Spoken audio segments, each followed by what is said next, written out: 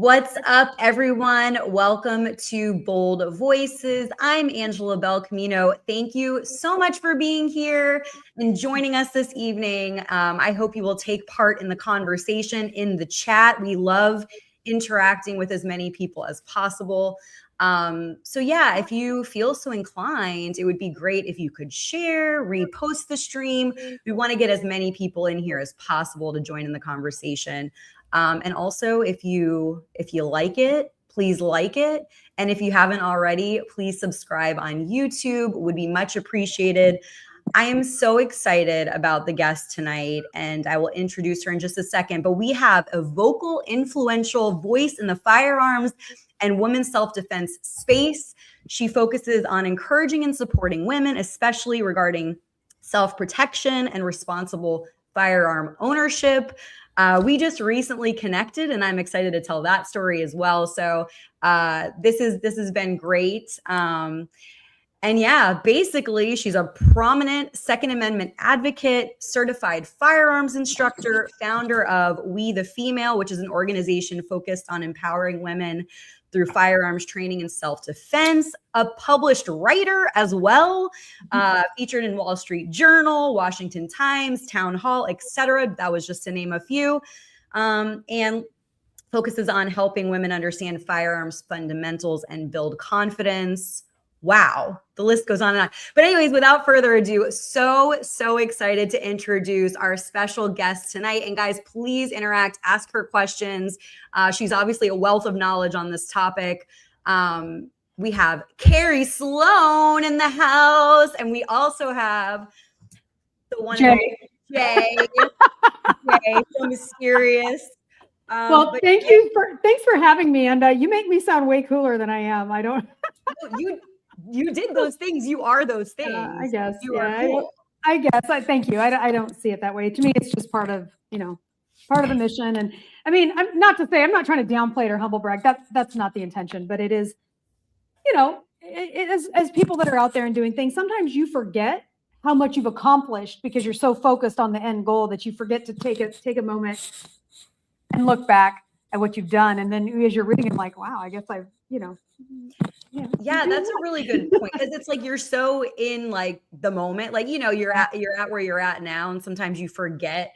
Like there's parts of my life that I'm like, did that really, because it feels so long ago, or like such a different chapter of your life that you're like, was that really part of my life and I barely remember it? But yeah, I think it's so important to reflect, to and really kind of appreciate and recognize and give yourself props for all the things, all that you've worked through, fought through, accomplished, because it isn't easy to do all of those things. So it's not, and especially as a female in a male dominated space. And that's a challenging, that can be a challenging component of it as well. And to, let me be clear, the space has definitely opened up in the best way possible for more women, but we still have some hurdles to get over. Yeah. How, when did you, I'm going to ask way more about this, but when did your journey with all of this, I guess everything I sort of just listed, how long, how many years did this span over? It's been about 7 years. It was, I owned a day spa and ran an apprenticeship, and I'm actually a commercial real estate investor.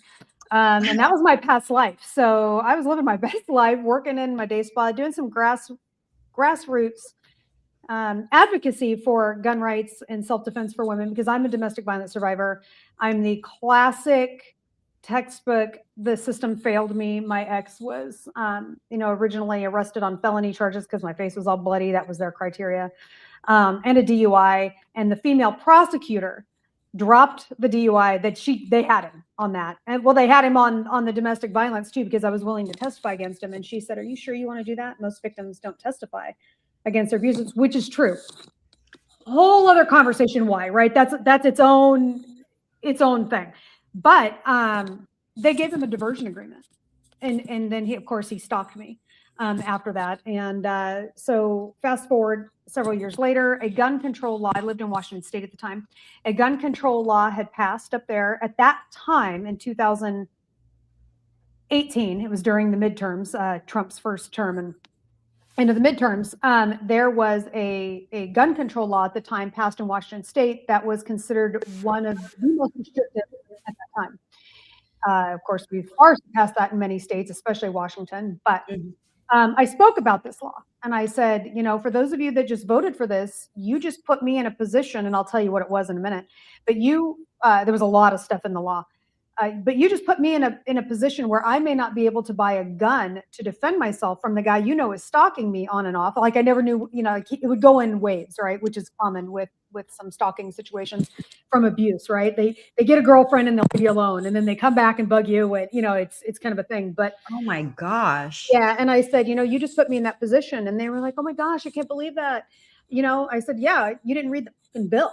And they're like, we did read them. Like, you didn't. You read the summary because of all of the convoluted stuff. And for those of you, you too, as well as anybody listening, if you've ever tried to read legislation, it's intentionally hard to read. They make it hard to read because they don't want you to, and then they can just manipulate you with what they want to say. Now, ironically, the only thing that was literally written in clean, plain English in this entire bill was listed at the bottom of it. And to paraphrase it, it essentially said, when you sign your 4473, and I know, Angela, you now are officially know what that is when we talk about that. For those of you that don't know what a 4473, it is the federal background check that is done for firearm purchases. The same thing that anti-gunners will tell you doesn't exist. Because you can just go buy them like you can oranges at Walmart. And I'm like, I'd like to know what Walmart you're buying. That's true. I can speak to that. I totally had a background check when I got mine. You have to go through a background check, and it's a federal one now in Washington State, and other states as well. But this bill passed a Washington State background check. So there's two you have to pass in Washington State. But when you sign that 4473, it waives your medical record, and they can look at your medical record. And as a domestic violence victim survivor, at that time, I did what I was supposed to do, and I went to therapy, and I have those 4 magic letters on my medical record, PTSD. And, you and I both know when we say that they're going to deny somebody the purchase of a firearm based on what they see in their medical record, they're not looking for a broken leg, right? Now, oftentimes when we're dealing with PTSD, and I know Jake can probably speak to this as a veteran, PTSD is usually associated with veterans. Nobody thinks about PTSD being associated with survivors and things, but there are several studies out there that show that DV victims are actually one of, like, arguably the second. Obviously veterans hold that, unfortunately hold that title, but we were up there. Yep. And they were mortified that they voted for it. And I said, well, you voted for it because you believed the bullshit that you were told instead of reading the bill. A. B, you didn't understand what that meant. So that post went viral. If you know who Coleon Noir is. So I blame him every time I see him at events and stuff. I'm like, I blame you for this. You're the reason I'm here. Because he shared my story about that. And fast forward a couple years, I became a firearms instructor. I found a need for doing trauma-informed firearm instruction, which is what I do. And here I am. And now I travel around. I live in my van down by the river. It's an age test. Gen Xers out there. I know it. I'm a Chris Farley fan. I love those SNL days. Chris Farley, Adam Sandler. Yes. So I take everything with me. The guns, ammo, everything that students need. And essentially I live in this van. I travel around the country, and I remove barriers for firearm ownership by providing the classes for free or for $20, depending on where I'm at. As well as providing financial aid for women that can't get to one of our classes. So I shouldn't say every so often, it happens more often than I unfortunately wish it did. We'll get emails from ladies saying, hey, I need training. I can't get to one of your classes. Then we will find an instructor in their area, and we will pay the instructor, because the instructor should get paid. Oftentimes they're good with me. If they're an abuse survivor, they're great, and they do it, but we don't deny anybody financial aid or the free training. We do try to prioritize domestic violence survivors, single mothers, and elders, people that are disproportionately more in need of those firearms just because of their circumstances. But that's it. So that's what I do. And the last 2 years, I have taught, I'd have to look at the exact number, but right around 500 women in nine 9 states, and we've given away approximately $20,000 in financial aid. That's amazing. Thank you. That is And I'm going to Florida to train Angela. I know, right? So we didn't even, people are like, what? For people who don't know, they're like, what? The Bold Lib has a gun now? But no, first, I just want to say thank you for sharing that. I had no idea that that was the reasoning, like about your personal experience. And I appreciate you sharing that. I think that's so helpful for others to know. Makes complete sense. I can't imagine how awful and terrifying, and probably something, I don't know if you know this as well, but my background is actually in mental health. So all of that with trauma, and I also had a lot of clients who were sexual assaults. Like I worked with a lot of college students, and unfortunately sexual assault and all of that is, so I have worked. I didn't know that about you. So you totally get it then. You understand that. Yeah. So I love learning that because that's, sometimes we have to help women understand that their lives are worth defending before we teach them how to defend it. And I think I'm so glad that you're here to tell your story, because I think that people get so caught up in this one way of thinking, and they just think of guns a certain way. So it's so important to hear your story and how empowering and necessary for your safety all of that was for you. Yeah. And in that situation, I was so angry that the system had failed me. And I remember when I left from his arraignment, because I showed up to his arraignment. And let me be clear, I wasn't afraid of him after this happened. And so this was on Thanksgiving that it happened. And so of course his arraignment was 4 days later because it was over the holiday weekend. So you can imagine what I looked like, by that point, right? Because he beat the hell out of me. I mean, when I say literally head to toe, it was literally head to toe, both black eyes. My face was all swollen. He had actually fractured some of my teeth. So my mouth was all, the impact made my mouth. I want to be honest. I'm not trying to, right? I want to be clear about that. I don't want to manipulate any facts. He hit me so hard that when my mouth went like this, it made my teeth fracture. I had fingerprints around my throat where he picked me up and threw me around the room. And so you can imagine what that looked like by the time his arraignment showed up. And, I'm not dumb. I went in with no makeup on at all, because I wanted him in the court to see what he had done. Yep. And the female prosecutor still dropped that. And even though I was willing to testify against him, and then after the arraignment was over, the sheriffs that arrested him came out, and they said, do you have a place to hide for 3 or 4 days after he's let out? Because that's when we see the chances of domestic violence significantly increasing, which is a whole other conversation. And I don't want to be a Debbie Downer with it, but that's a whole thing, right? Like, and when we talk about gun control, I want to keep this short because I don't want to dwell on this for y'all. But, you see a lot of that. Well, abuse victims 5 times more likely to die if a gun is in the home. It's rarely that she's ever killed by a gun. And you notice they never say that. That's because when she's still in the home, it's about control. It's not about killing her. So if he does kill her while she's still in the home, it's because he's hit her, or she's fallen and hit her head, or he uses a blunt object. It's not premeditated with a gun, right? Interestingly enough, that study, and I know y'all have seen that, we've all seen it out there. What they don't tell you, it's a 35-year-old study that's outdated, but also the next paragraph says, however, a survivor that has moved out and is living on her own is more likely to survive if she has a gun. But they don't tell you that. Of course they don't tell you that. Why would they want to tell you that? That doesn't help their narrative to use domestic violence survivors for gun control, right? Because the 2 biggest pawns for gun control, children, right? It's always the kids. What think about kids? Domestic violence, and then you can kind of, in terms of red flag laws, you come up the backside with veterans. Can be an issue. And, I'm very fiercely anti-red flag law as a domestic violence survivor. I know you brought up the Wall Street Journal article. I don't know if you had an opportunity to read it, but I actually defended a domestic violence survivor and his right to due process in that as a domestic violence offender, excuse me. Wow.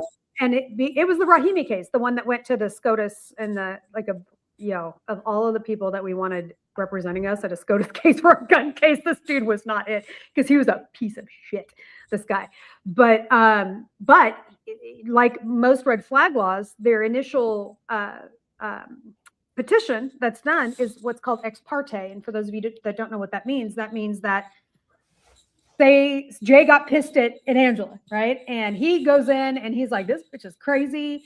She's not stable. I need, like, and she's a danger to me and I don't feel safe, blah, blah, blah, all of whatever the documents are. And they can issue what's called an ex parte restraining order and have her gun seized. Now, right, the theory is that that's supposed to be a cooling off period and you can go back in and then you can, prove, then you have to prove, the burden of proof is on the person being accused. So much for innocent until proven guilty.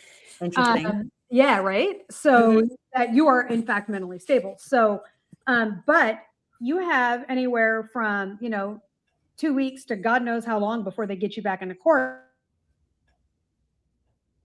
where you could be vulnerable if you followed the law and you've surrendered your firearms. So, and that was the case with this guy. He was issued a domestic violence restraining order. His guns were seized. Weird. He got guns again, because it's almost like if they want a gun, they're going to get one anyway, right? So, and then he was arrested again.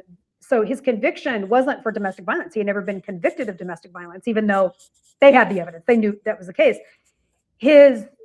This whole case was centered on the fact that he was in possession of guns while under a domestic violence restraining order to not have guns. And so it violated his due process. And I defended that. Wow. I know.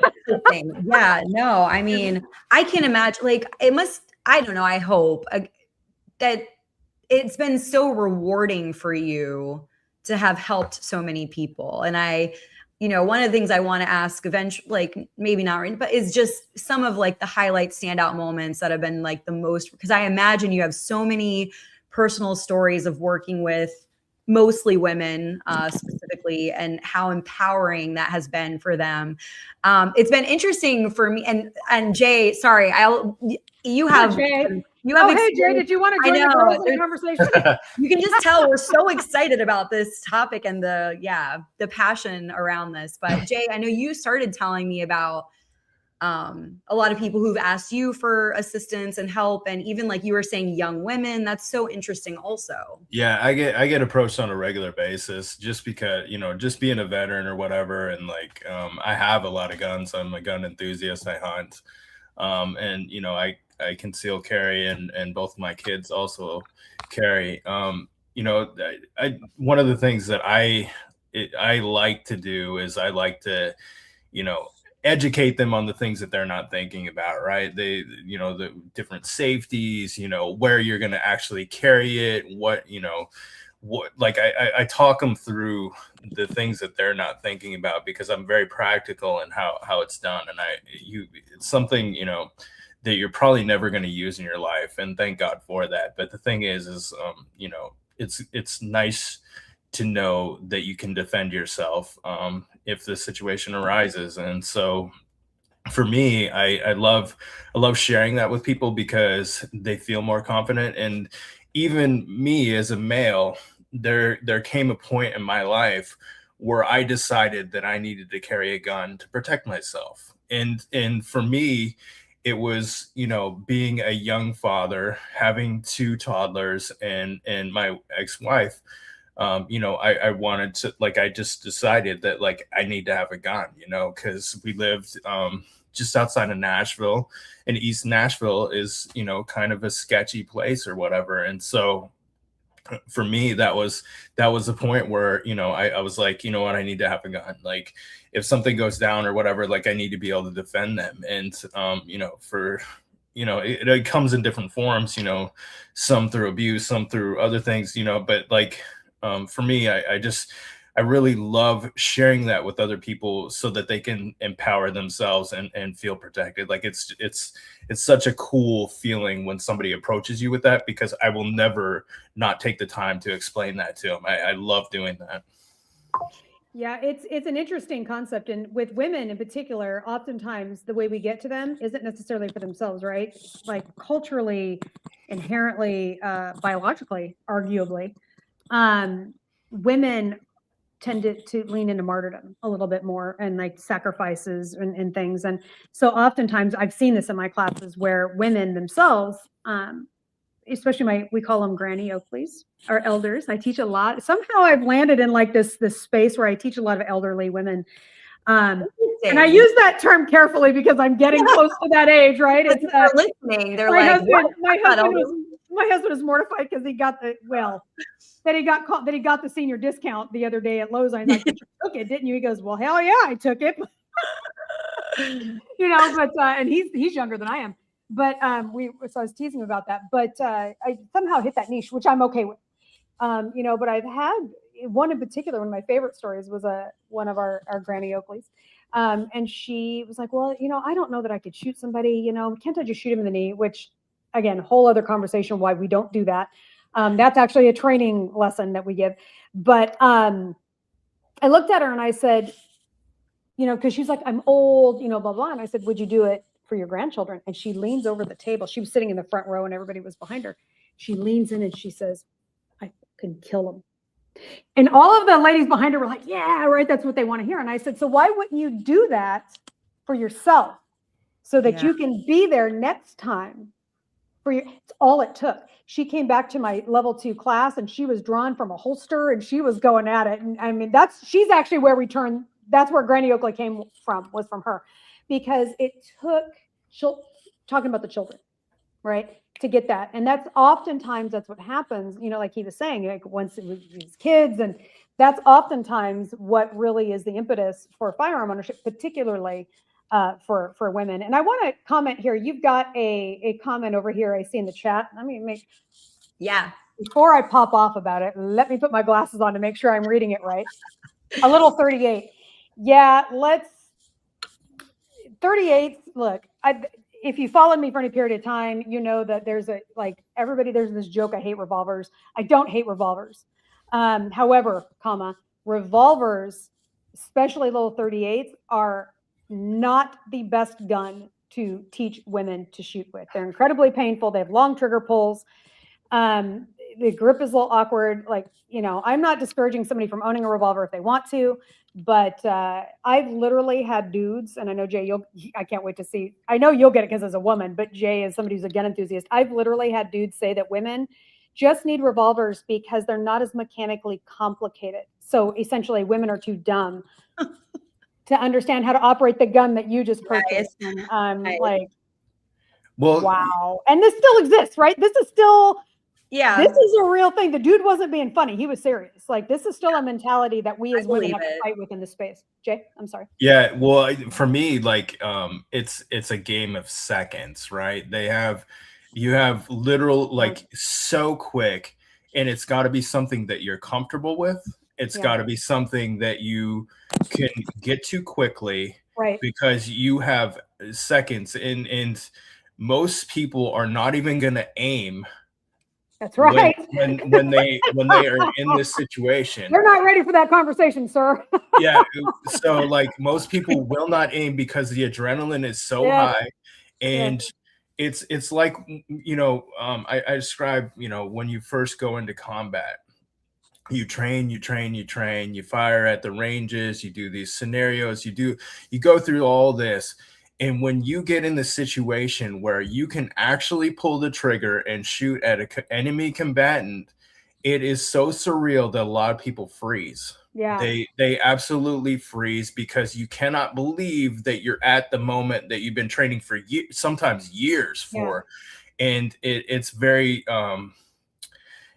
awkward. And so, that's where your training comes into play, though. Mm-hmm. You just muscle memory, you're gonna use the things that you've been trained to do. And so these are the things that I try and educate people. I'm not a firearms instructor. I'm not I was in the military, but I don't do that. Very different world. Yeah, but I try and educate people on those things, because that's the things that they're not thinking about. They're just like, oh, that's a nice looking gun or whatever.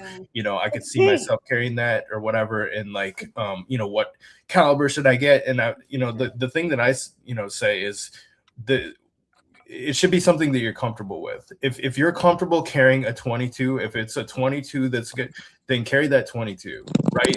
If it's whatever, because you're going to put rounds on target with it if you're comfortable using the gun and you're trained to use it. And then I tell ladies, just stay out of Facebook groups, stay off YouTube, stay until you have more base knowledge yourself, especially out of or on X. Good God, I'm an instructor. I've been one for over 5 years now. I'm a training counselor. I train people to become nationally certified firearm instructors for USCCA. And they still talk to me. The good news in this whole thing is that I've been able, being so vocal and then like fighting back, because a lot of times women won't fight back. They'll just stay quiet and they're like, these guys are idiots, whatever. I'm like, no, I'm the fighter. I'm like, you know what? F you. But what it's done is it's brought forward an awareness to the online gun community, or at least in part, of how women are actually talked to. So I get a lot of like, God, you really do get crap. There was a friend of mine and I who's he's a gun, he's more of even a collector. He's not even, doesn't even shoot as much as he should, but he owns a lot of guns because he likes to buy them. And he and I did a test one time and we put out the exact same post. It was about 22s, verbatim. And the way they talked to him and the way they talked to me was, he goes, you're right. I was like, I told you, like, because I'm a woman, you know, we're not talked to the same way. And I love that you talked about that, what you're comfortable with, because one of the things that women will get, well, I shouldn't say just women, men will get it too, is all the firearm experts come out, just like everything, right? On the internet, everybody's a freaking expert and everything. But with firearms, the armchair ballistics experts are wild. And, you know, they know 22s don't have stopping power. I'm like, well, really, can I shoot you with it? Right. Oh, it's weird. Nobody's ever taken me up on that. Yeah. Well, that's the gun nuts, you know, and God bless them, because you know they're cool and they you know, but they'll their little hearts. Yeah, you know, but I mean they're gonna coach you to buy a Desert Eagle, you know, like they're gonna coach you to buy the biggest gun, and you really actually they tell women to get revolvers or Ruger LCPs. That's the two most common ones, which are two of the most painful firearms to shoot. Yeah, because the LCP is so small, and it's the recoil is in such a small gun too. But it's a terrible gun. It's all polymer plastic. You know who loves that gun, by the way? Military aren't Mac. Tim Harmson. He loves that gun, and so we have this banter between us. He keeps one in his boot. He's like, I love that gun for my boot. And I'm like, yeah, for your boot, but you know, not to be sold to a woman as a primary, you know, as their primary self-defense tool. And sure enough, as soon as I bring them out to the range, I let them shoot like what you've got or something bigger. They're like, I'm like, hey, so ladies out there that are listening, size matters. The bigger the barrel, the less you're going to feel the recoil. Just saying that size matters. Pick the biggest one that you like and that you'll actually carry. Yeah, I'm a huge F&N fan. I'm an FN fan. I like FN. I've got a 509, but she's a little big for me to carry in my leggings.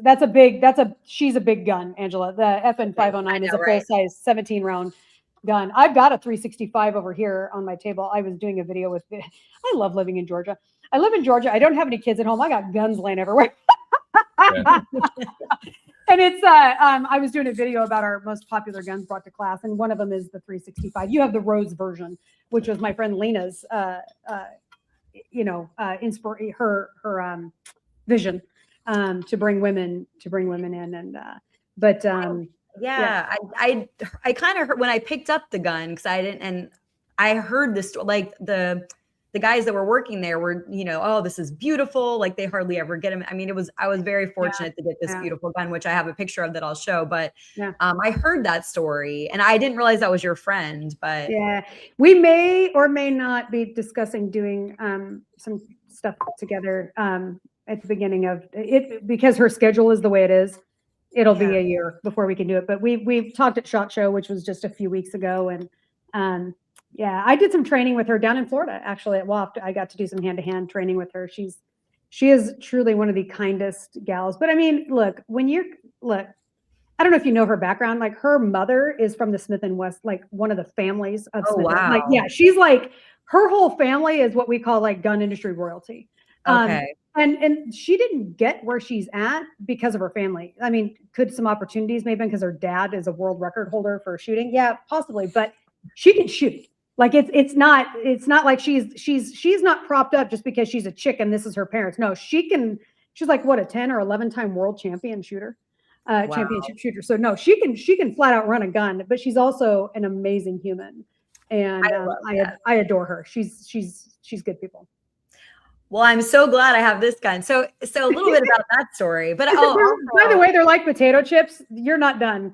You've got one, and they're just gonna keep going now. That's what the guys in the store were also saying. They're like, he was like, I have an addiction. Like it's like I want to eat. So he's like, I might need one or two a week. Do you? Yeah. I thought you were joking when you said that. 1 or 2 a week. I'm blessed to be in the industry, and because now my own gun collection is different, right? But because we provide the firearms for our students, I'm blessed that people will donate them to us, or I can buy them at cost. So I have that event. Now, if I were to ever sell my because I'm a nonprofit, the guns would go with the nonprofit, right? They don't belong to me. They belong to the nonprofit. But I'm blessed to be in that position. But I got to tell you, there is a gun that I'm actually considering spending my own money on, and that's full price, and that's not usual. And it's the Glock 19 that I've got one over here. It's a full size. But it's painted like a Holstein cow, and the trigger is pink like an udder. And I'm like, now I've got one Cerakoted gun that's red. There's a whole other backstory to that. And I actually teach with it because the eye naturally follows what I'm doing because it's color. So I do teach with that. All the rest of them are black. I'm not big on Cerakoting my gun, but I'm not going to lie, that Holstein. It's pretty cute. That's funny. Before I forget, I just wanted to say, Jay, what you were saying about, being in the moment. We've sort of talked about before with all of the ICE stuff and law enforcement stuff. I have a friend who's a law enforcement officer for Orlando Police Department. And I remember I've known him a very long time when he started out in the force. And I heard those stories, it's like he had the training. And then when you're in that moment, like, so I think that's such a great point to bring up. And, we always say those things that people are like the whatever Monday morning quarterback kind of situation where it's like, well, this is what I would have done. And like all that kind of stuff. But yeah, the adrenaline, I mean, I think anyone can put themselves or has experienced situations that really shake you up. And, so yeah. Have you gone out to shoot at all? Have you done any shooting? No. Never? I have not. No. Have you ever shot a gun? No. I'm so excited to come down and help you. So we see in class a lot, and when I do post things, and I'll get stuff like, oh, you need to change your stance. It needs to be a weaver. It needs to be an isosceles. It needs to be this. And I tell my students, and I show my students, actually neither one. If you really want the perfect, to me, it's immaterial really to qualify this statement. But if you really want, it's actually a hand-to-hand fighting stance is probably, which is kind of a modified weaver, right? Because of how your body's positioned and you hold your weight.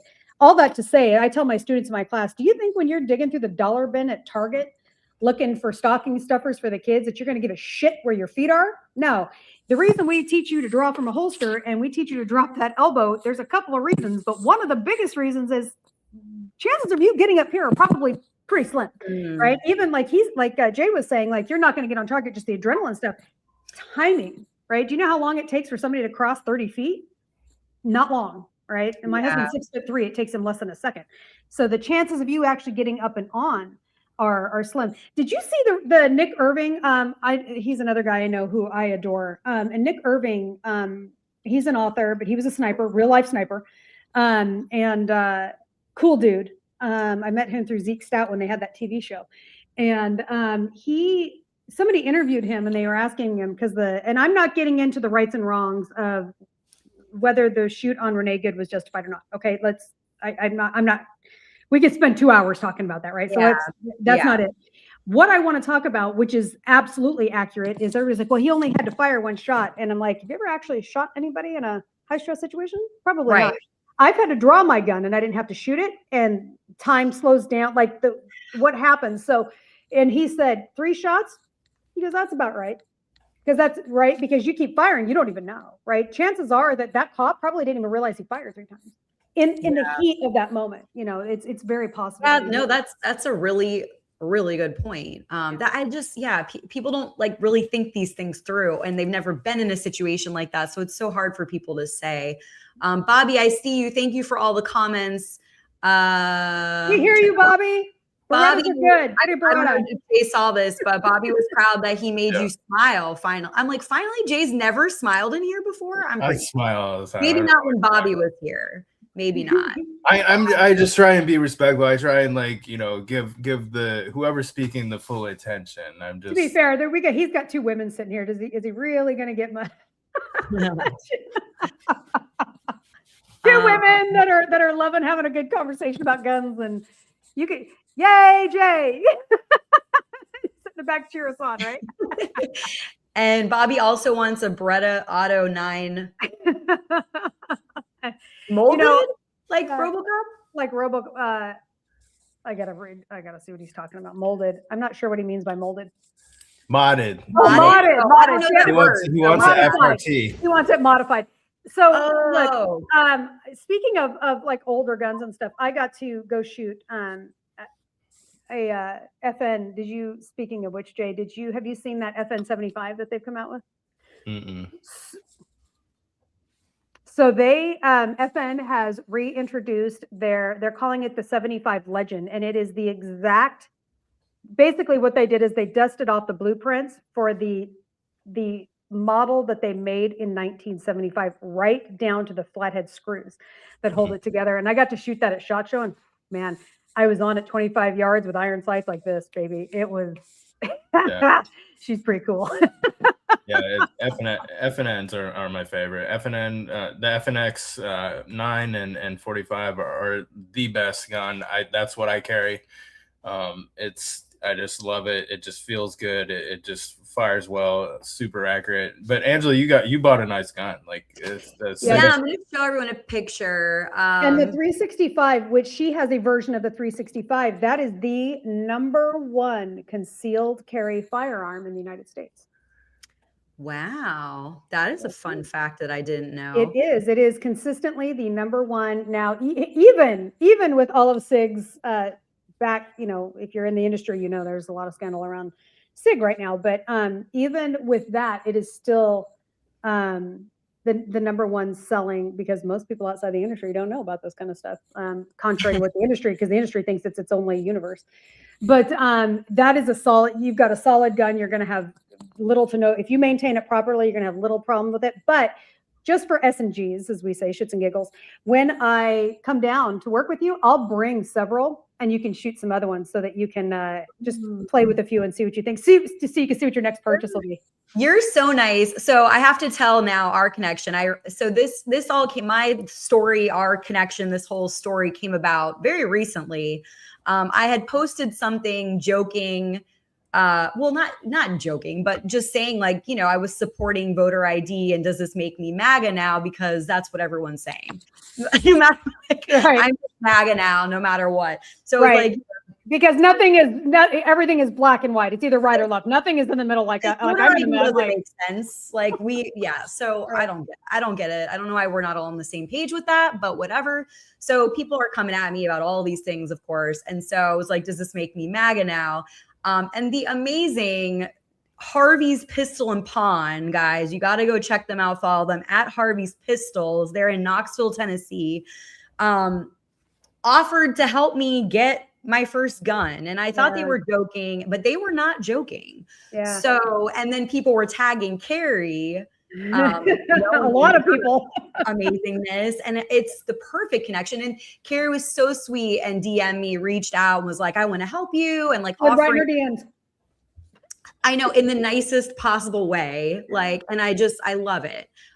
Because to be honest, I never saw myself as a gun owner. I never thought I would have a gun. I'm kind of scared about it. That's been traditionally where I was at. But I love that. I think it's so important for people to be open and to learn and grow and evolve.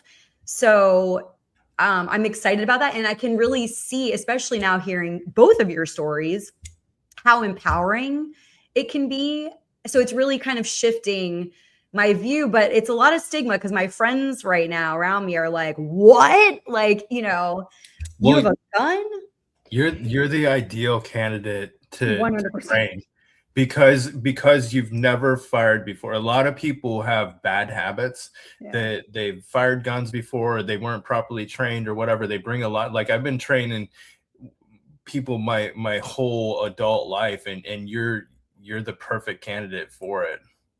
You really are, and that's why I'm excited. And I'm not gonna lie, I absolutely am willing to drive the 5.5 hours. I can go to Redneck Disneyland, aka Gatorland. By the way, love Gatorland, have season pass. But also an excuse to go to Gatorland. But also knowing that, and I want to make sure that you have a positive experience, and B, that you're taught properly, because there are a lot of really, really bad instructors. And look, I love Florida, but there's a lot of I've run into a lot of bad instructors all over the country, but Florida, man, there's some issues going on down. I don't know what's going on down there, but and I want to make sure that you're set up for success, because if a person, especially a woman, has a bad experience the first time she shoots, it can often turn her away from it altogether, or more concerningly, turn her into a gun control advocate. And so we don't want either of those things. And I'm like Oprah, everybody gets a gun. I mean, I'm, as a domestic violence survivor, you get a gun, you get a gun. I am so controversial with my attitude, which to me, I don't understand why it is, but whatever. I believe that a convicted felon that successfully serves his, his sentence should have his rights, even violent ones, right? Because they're going to get the gun anyway, whether they want it or not. If he's too violent to be back out on the street to be able to defend himself, right. then he should be kept in prison, or in the case of like rapists, chimos, whatever, like once they're convicted, just take them out back and right. I mean, like we could be saving millions, and by keeping them locked up, just take them out back and burn them, Right. But so I'm very controversial that way. But I also know that if we do not set women up for success with the right approach, with teaching them how to use those firearms initially, we don't just set them up for failure, but we can set them up to become our proverbial enemy, and we don't want that. And I'll tell you, it's interesting, the difference, because I teach all over the country, the perception of guns and the fear of guns, depending on where you are. Blue states, obviously, people are more afraid of them. Yeah. However, the women, I teach a lot of liberal women in Washington State. I do. And their mentality toward the gun is very different, and it's just interesting. It's interesting to see. Whereas in the South, it's like, say that again for the people in the back, because I feel like, I don't know. I don't feel like most liberal people that I, are pro-gun. So yeah.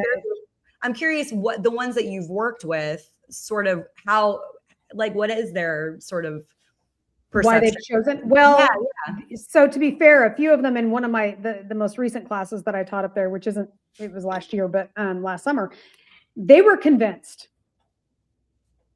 I can't even say it with a straight face because it was so wild. They were convinced that Trump was going to take, when he was elected, that they were going to take their guns away from them, specifically because they were Democrats. And I said, have you guys lost your minds? I said, no, that's not going to happen. They were convinced. Now, mind you, what concerns me about this the most is one of them, who is the most vocal in my class, was an attorney. And I'm like, she goes, well, I saw it on TikTok. I'm like, hey, you're a woman in your mid 30s with an education. Like, why are you getting your information off TikTok? Shame on you. You should know better. Right. Yeah. And I said, you live in Washington State, and Bob Ferguson, I don't know how far back you dug, because obviously you did your homework on me. But or somebody did, or the producer did, somebody did. No, it was me. I do all my own homework. Yeah. Good. I back in 2015, I confronted Kamala. Might have been 16. She came up there on a gun control agenda. And I confronted her about red flag laws and her support of red flag laws. And of course, that went exactly how you would expect it to go. All right, she froze. Well. Yeah, she froze. But Bob Ferguson, who's their governor now, was sitting right next to her. And I tried to explain to these ladies, I said, Trump is the least of your worries. I said, half the Republicans in Congress don't like him. Like, don't worry about him not getting anything done. That's the least of your worries. You need to worry about your governor, and your governors are always the key to this, y'all. Like, don't freak out about federal gun control laws. I'm not saying don't pay attention, but if you think about, when was the last time an actual federal gun control law was passed? It was the bump stock ban, which has been overturned. Unless I'm wrong, I could be missing something in there. I deal with a lot of legislation, but the states are different, and the federal government, especially with red flag laws, will they for lack of a better term, bribe the states to pass certain laws, particularly red flag laws under healthcare crisis. But you need to watch your governors more than the president with that kind of stuff. And she goes, well, he just needs to grow a pair of balls. I'm like, you voted for him. Like, you literally voted for the guy that wants to disarm you. And the cognitive dissonance is just, it's astounding to me to see that. So when I teach my classes, the Second Amendment, to me, anything in the Constitution should not be political, because it wasn't meant to be a political document. But here we are, right? And arguably, the most politically charged of all of those things is the Second Amendment. And so I'm not going to lie, I love seeing people on the left embracing.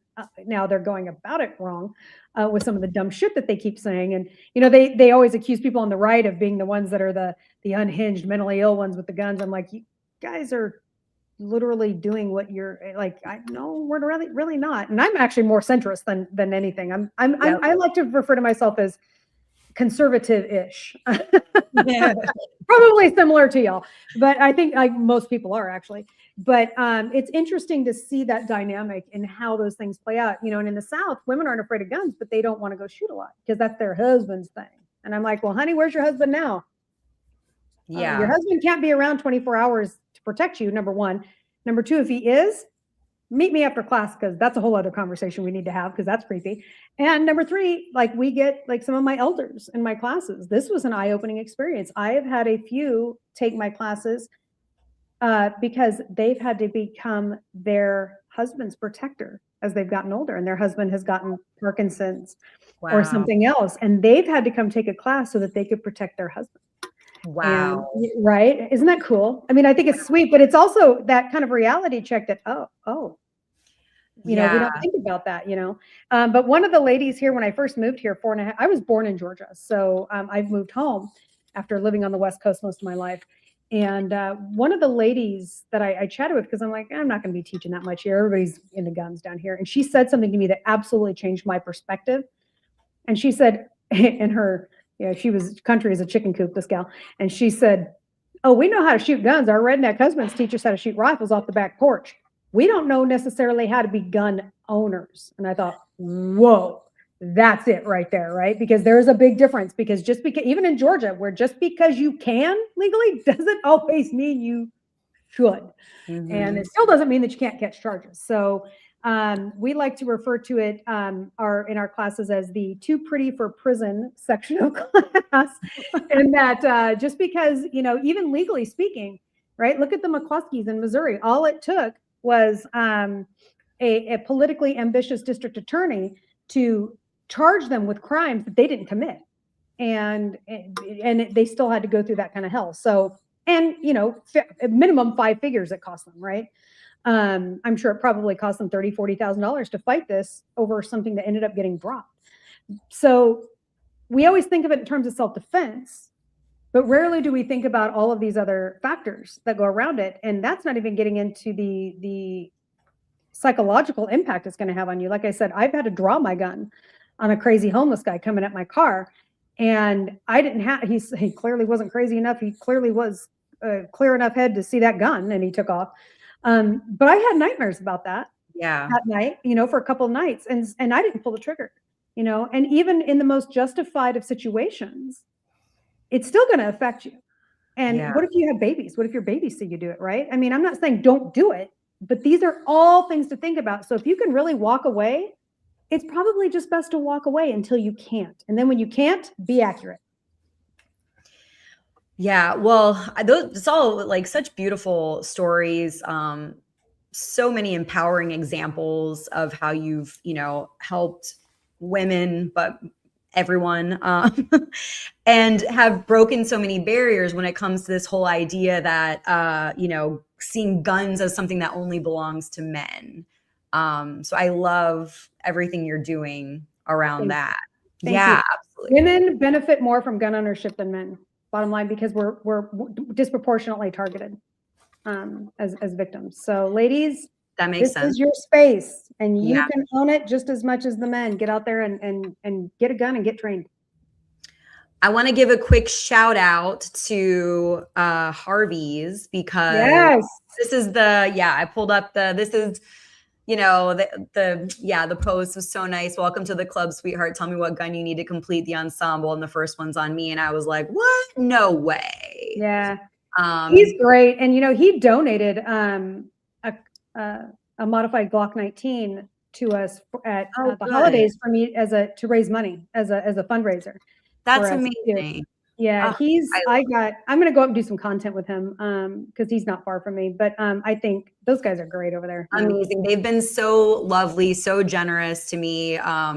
Just genuinely like happy to help me in this situation. You know, it was really so nice. So I want to give them a big shout out and tell everyone to follow them. And then here she is. There she is. That's a Sig Sauer Rose 365. Yeah. And part of what made this gun different, for those of you that you know what, Angela, tell me, what makes this gun different than the regular 365? Did they tell you? No. Okay. So it's got a compensated barrel, which is supposed to help a little bit with recoil. My jury's out on that a little bit. I'm not completely convinced that that's the case, but that's what it is. It has the pretty little rose gold accents on it. And what made this one cool in this whole collection is that most guns, obviously, if you're a gun owner, you know this, they don't come with this whole set. But one of the things that was smart that they did is they took a cue from the beauty industry, which was my past life, when the beauty industry sends influencers PR packages. They send everything that, you know, is going on with whatever their collections are. So what they did is they essentially they packaged and then marketed this gun that way. And I thought that was, as somebody that has a strong marketing and retail background, I thought that was smart. So what they did, because women are going to be, like, men will buy a gun and like, let's go blow shit up, right? They're, you know, whereas women are like, now, wait a minute, why is it like this? And how come it's like this? And why do we do this? And why is it like this, right? So what they did is they put all of that together in a package, including the safe. Right, because you get the biometric safe. Yeah, I know. I was excited about the safe. I thought that was really nice. That's there with it. And then you can see, I don't know if you can see underneath the gun, there's like a little black bag. I don't know if y'all can see that, but that's the way they package we call them snap caps. For those of you that don't know, they're dummy rounds that you can practice with, dry fire with. And so the way that they did this whole package was in a way to make it aesthetically appealing to ladies, and that was a smart move on their part. To kind of welcome women into that space, not just with the gun, right? It wasn't just a pink gun. They created a whole marketing package around it, and I liked that idea.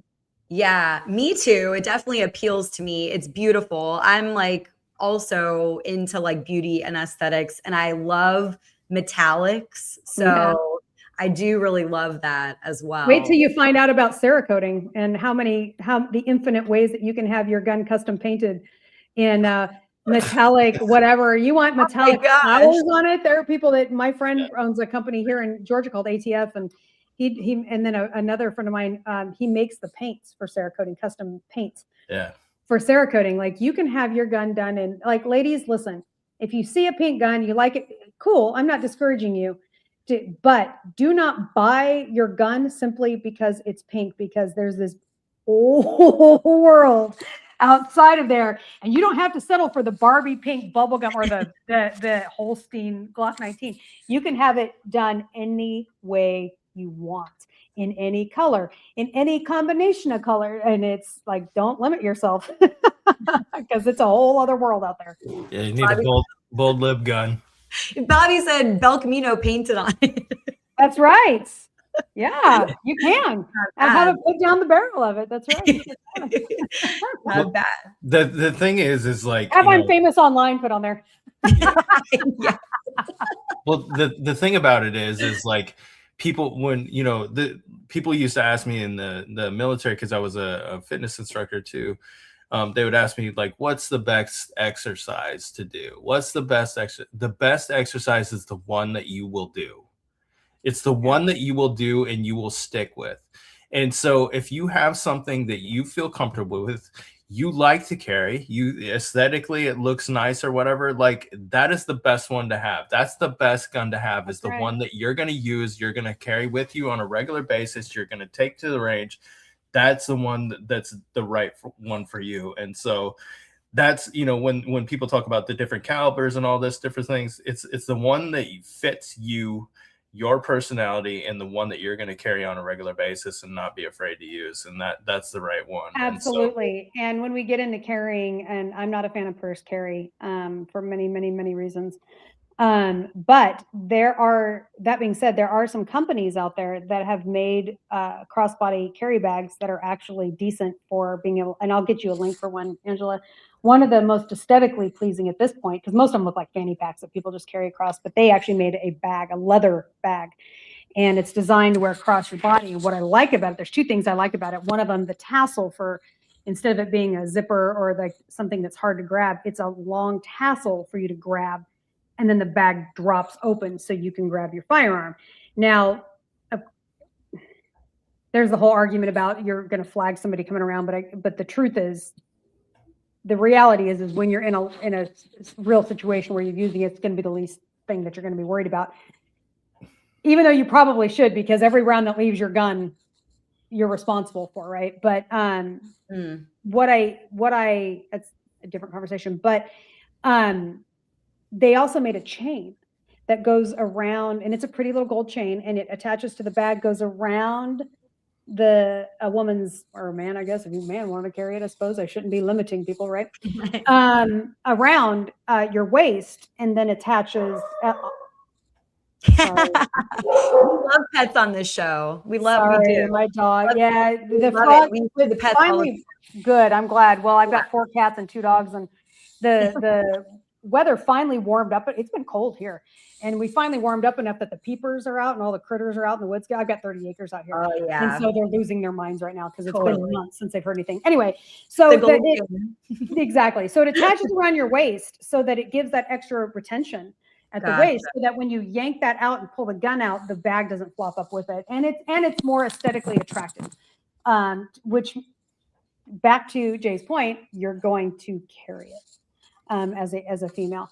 But what I found is I carry different guns in the summer than I carry in the winter, because I can wear more clothes in the winter than I do in the summer, and so my gun will. And you'll get there. I promise. It's like I said, like potato chips the time, so there's not a lot of opportunities for winter. That's true. That is fair. And I don't know if I'll be here forever, so we'll see. Right. Well, one of the things about well, you do get falling iguana season there, so there is that.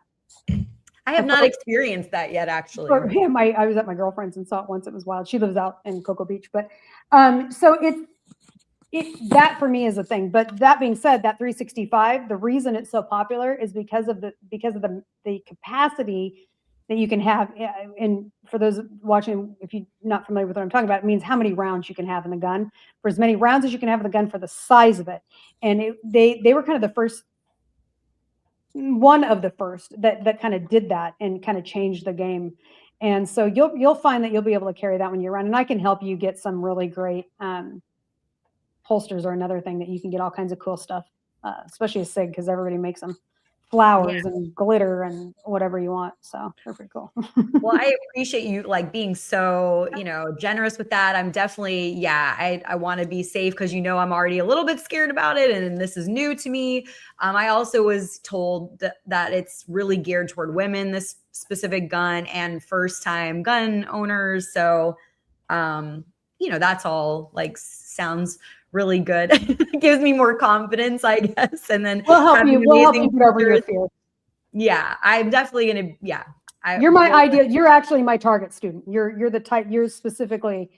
I specialize in teaching women that are afraid of guns, women that have trauma attached to guns. Sometimes the women don't even know they have a trauma attached. Right? It's one thing when it's tangible, when she's had the gun held to her head, and I've dealt with a lot of that. Yeah. But I've had students in my class that were pro 2A, super pro gun. Decided to finally come to a class because they decided to start carrying and not just have one for home defense. And of course, they don't know how to operate it, because being pro gun doesn't necessarily mean you know how to operate your gun, or that you're a gun owner.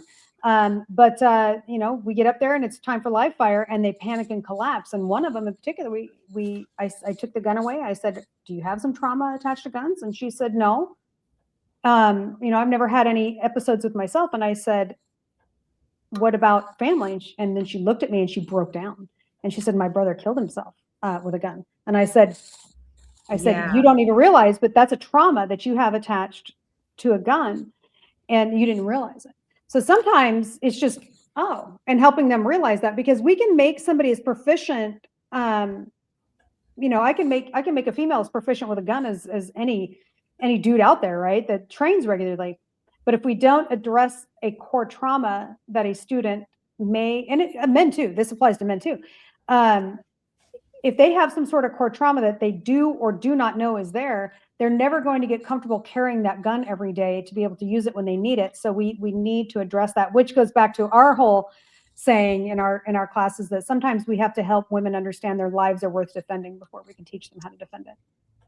Well, I love your approach. It's funny because one of the questions I wanted to ask you is tough is like, there's so many headlines in this era around mass shootings, right? Yeah. And so I kind of, what you're speaking to is also something I wanted to ask about, conversations that come up with people who have been traumatized or impacted by gun violence and like what that looks like, because I think that's a lot of the reason why people are anti-guns. Yeah, and I want to help change a narrative a little bit if I can use your platform to do that. There is no such thing as gun violence. It is a made-up term by Everytown and Brady campaign, all of these gun grabbers and the politicians that manipulate and use these organizations to affect gun control. But there is no such thing as gun violence. My ex-husband almost killed me with his hands, and I don't see people calling for fist control, right? I don't see people calling it abuser violence. I don't see people calling it fist violence. It's a made-up term to inherently make people afraid of firearms. There are violent acts that are committed with guns. And it's a common term, and we see it. I mean, I know, Jay, we see it in the gun space all the time. Even gun people use that term all the time. And one of my big things is wanting to shift that conversation. Now, interestingly enough, when it comes to mass shootings, if you actually go back to the 70s and look at one of the first definitions of mass shootings and what they defined it as, it's very different than it is now. Back then, I believe, don't quote me on this because I'd have to go back and dig, but I want to say it was like three individuals, including the shooter. And now they classified, I think, as one plus the shooter or something like that. Anyway, they moved the goalpost to make it less victims so that they can justify counting more, as they say, mass shootings. And when it comes to the schools, like school shootings and stuff, there's one out there really bad, the K through 12 guy, whatever his name is out here, he's insufferable. To say that there's been school shootings, they'll use statistics of a shooting that is even a shootout between cops and criminals that are in like a 1 block vicinity of a school. And so they'll manipulate the language around what that looks like to create fear, to create more fear with that language, with mass shootings and stuff. And I'm not saying they don't exist. They do 100%. That is a thing, but there's also, mass stabbings and other, women are attacked. And now it's happening here. We had a recent incident, I was going to say in England, where women are attacked in mass by chemicals, right? Where chemicals are being thrown on women. Well, that's happening here now. We've had a couple of incidences of it here. So it's unfortunate that they use those things, and especially kids, right? In the schools, they really like to use children as that pawn because that's what tears at everybody's heartstrings. But the reality is if you actually look at it, there have been less deaths with rifles than blunt objects. If you actually go into the FBI and you look at the data, there's very few mass shootings that are committed with rifles. In fact, of all of the mass shootings that do happen, most of them are with handguns, but guess what? They're in high crime, gang-ridden cities like Chicago, Indianapolis. Those are the areas that have them. So is it a gun violence issue or is it a gang violence issue? Well, the other part is the more hard targets there are out there, the less mass anything that you're going to have, right? There's a reason, the president's kids go to school, right? They go to college, they go to high school, they go to all these things. Well, why do you never hear about their kid being involved in something like this? Well, because they're hard targets where they're at. There's security. They have, things that protect them or whatever. And this is one of the things that I brought up for like our schools and stuff like that. We need to harden them, as they need to be harder in terms of like their security and stuff like that. People need to be harder too, because then you don't have these issues. You don't have these mass shootings or whatever. Is violence still going to happen? Yeah, absolutely. It's going to happen. And we're never going to get away from that. Right. The world is a very unforgiving place, and people are sick and twisted. Trust me. I know I've been to some really bad places, but the thing is like, the more hard targets we have, the more we can curb this, the more we can stop it right at the root. We can, you guys can, people can protect themselves. They can, God forbid they have to shoot somebody or whatever, but they can prevent somebody from doing more damage or hurting more people or hurting somebody who is innocent, a kid that doesn't have the opportunity to defend themselves with a weapon or something like that. You may have the opportunity to protect them. So the more hard targets we have out there, the less of these mass incidents that we'll have, and people will be able to protect themselves. Like 100%. And to piggyback off that, I'm sorry, I didn't mean to interrupt. Go ahead. No, I'm done. You're done. Thank you for coming to his TED Talk. He's right. And interestingly enough, to piggyback on that and actually reinforce what he's saying, do you know that there has never been a mass shooting at an urban high school or urban school ever? They've all been in suburban areas where they're open campuses, multiple entry points. Take the armed staff out of the equation totally, right? Just for the sake of I believe in armed staff. However, it is not as easy as just let them carry a gun. They need to be trained. Yeah. It's a whole process. Yeah. But take that aside, and what do you have in urban schools? In inner city schools that you do not have in these suburban and rural schools. Number one, you have single point entry. One entry in, one entry out. That door is locked. There is no open campus.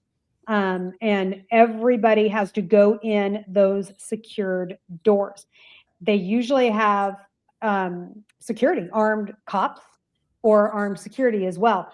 And even taking the armed security out, single point entry, locked doors alone would absolutely end mass shootings in schools. It would just be the end of it. So the bigger question that I think that people need to be asking gun control groups, and let's be clear, they know this stuff. They don't give a shit, right? Because they're being paid. It's a whole different agenda. And even the politicians, they know better. I really believe they do. But ask them, but still keep putting it out there, because there may be one person that has that aha moment. Be like, so we've never had a mass shooting in an urban school or in an inner city school. Why is that? Oh, because they make it a hard, like he was saying, like a hard target. And it's my girlfriend Ursula, who's an amazing competitive shooter. She said it, and it stuck with me, and I'll never forget it. She said, they're going to keep killing our babies till they take our guns. She said that after Uvalde. And I was like, that's about it right there, right? Because they know that all it would take is hardening these schools to end this situation. Why aren't they doing it? That's because they still want to use your children and domestic violence victims and veterans for gun control. That was a huge victory that Gun Owners of America had last year for veterans, is that, I don't know, a lot of people know this, but veterans up until last year, if a veteran had to go to the VA to get assistance with his or her benefits, they could be flagged in their system as not being mentally capable to own a gun. Same thing with the Social Security. If you have to go and get assistance from the office with Social Security and see an agent, they can flag you. They can still do that, as far as I know. I could be mistaken, but as far as I know, Social Security, that's still a problem, because they had a veteran that was their plaintiff and they won that case. So that is no longer the case for veterans. Huge victory for veterans. But how pathetic is that they used veterans as a way to control, gun control by just simply, have you ever tried to use those systems? Good God, my husband's a veteran, Jesus. I mean, that any government system's a nightmare to try to deal with, right? But, so God forbid you be a mature individual that wants help learning how to get the benefits that you have due to you, and then they're going to disarm you. That's a bunch of bullshit. Yeah, Jay knows about, like, we've spoken about that before in relation to mental health and the barriers with mental health being a veteran. Yeah. Oh, Well, it's I mean, everybody has the right to protect themselves. Everybody has the right. For me, right. it's less about it's more of a safety thing, right? It's like having airbags in your car. Like, it's a safety feature that we should all be afforded. It's constitutionally allowed to us to have this safety feature, and I am glad that people exercise it, and I don't want anybody, like, but there are crazy people in the world. Let's she brought that up, that not everybody should be carrying a gun, right? Like, a lot of my friends and stuff like that, they're like, well, we should just arm teachers and stuff like that, or we should just arm, like, not everybody should be armed. Like, everybody is not going to be safe with a gun. Everybody doesn't have the right. But everybody has the right to be, if they choose to be. It's important that they get that education and training. Yeah, they need to be trained. They need to be mentally stable and stuff like that. And we see that a lot of I'm gonna push back with you on that, because the mentally stable conversation opens up a can of worms that justifies red flag laws. And as a domestic violence victim, survivor, excuse me, that red flag laws are often used during domestic violence. A lot of people don't realize that I've done talks about red flag laws specifically across the country. GOA calls me the red flag law expert. This is getting into a topic that I know, and I know well. In fact, I'm getting ready to do a talk for a website and post the talk on this website. But the minute that you start classifying somebody as mentally ill and that they shouldn't own a gun is the minute it can be used against you. And in terms of domestic violence, what happens? We've had women in our classes. And I have a friend in California who is a firearms instructor in Northern California, in a very conservative area, but her abuser was a very prominent member of a very prominent family. He had her red flagged, saying that she was mentally unstable, even though he was the one that was beating her. Had that done so that he could get all of her guns confiscated from her, and then he harassed her, would bang on the door at 3 a.m. Where are you? How come I can't see your car? He stalked her. And he did it knowing that she was disarmed. That was also the way that he took away her way to make money, because that was how she was. And so basically he was doing it because he wanted custody of his kids. And he's like, see, she's crazy and she has no guns. She can't teach anybody, right? He could have ended her career potentially in California with that. I also had another woman who was an abuse victim who finally got away from her abuser. Abuser wouldn't leave her alone.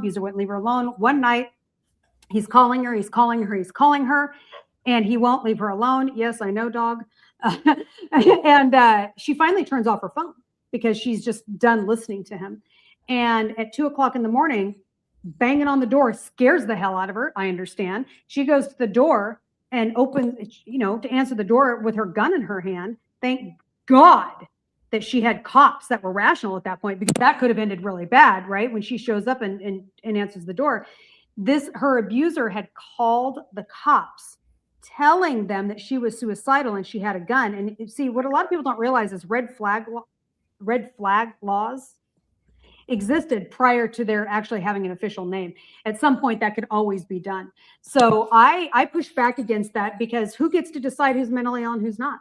Right? Yeah, well, I'm with you there, but like the thing is they take it, to your point, they take it a step too far. Having been through trauma, like a lot of people have been through trauma, like a lot more people have PTSD than they probably realize, because their dad beat their mom, or they've been in a car accident, or their dog died, right? There's a lot of different ways you can be traumatized.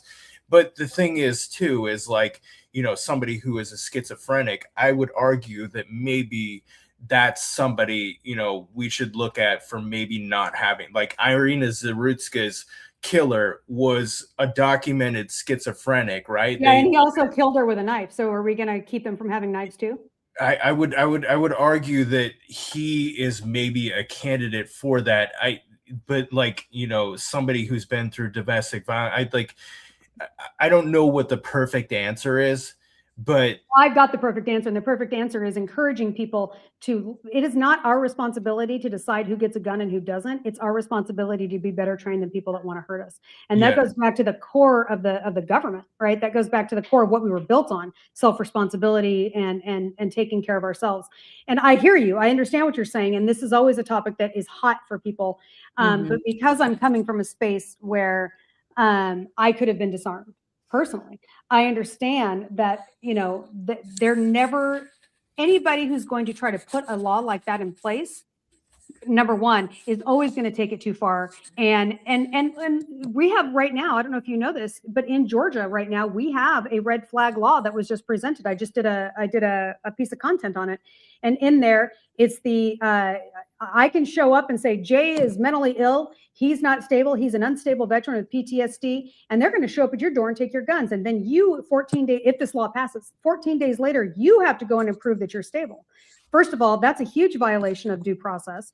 And so the thing about those types of laws is that they're not just a Second Amendment issue, they become a due process issue. So, and then you're dealing with multiple layers of violating, the rights that are human rights that are guaranteed in the Constitution. So what is the answer to that? I believe in educating families, and I believe that it is our job to just watch these people, because anybody who, like Irina's, what's her last name? I was going to say Zelensky, and I knew that wasn't. That's the Ukrainian guy. So, but the thing is that he still found a way to kill her, right? Right. He used a knife. So if somebody is intent on harming somebody, they're going to do it. My ex used his fists, right? Well, so, and I understand what you're saying, but the minute that we start saying that these types of people should be able to, and these type of people shouldn't, is the minute that it gets abused. Well, it's also a response to a system that is failing us, right? It's a response. It's all the system, 100%. Yeah, he shouldn't have been out on the fucking streets. 100%. He should have been in a mental institution. He shouldn't. We shouldn't have never had this question, but we do, because we have these judges that are failing us. So that's another piece. We don't need to go into that, but. Yeah, so I'm glad you pulled that up. Thank you. Yeah. Even with my readers, it was a little bit hard to see. No, it's interesting. Do medications make a difference? I mean, she said,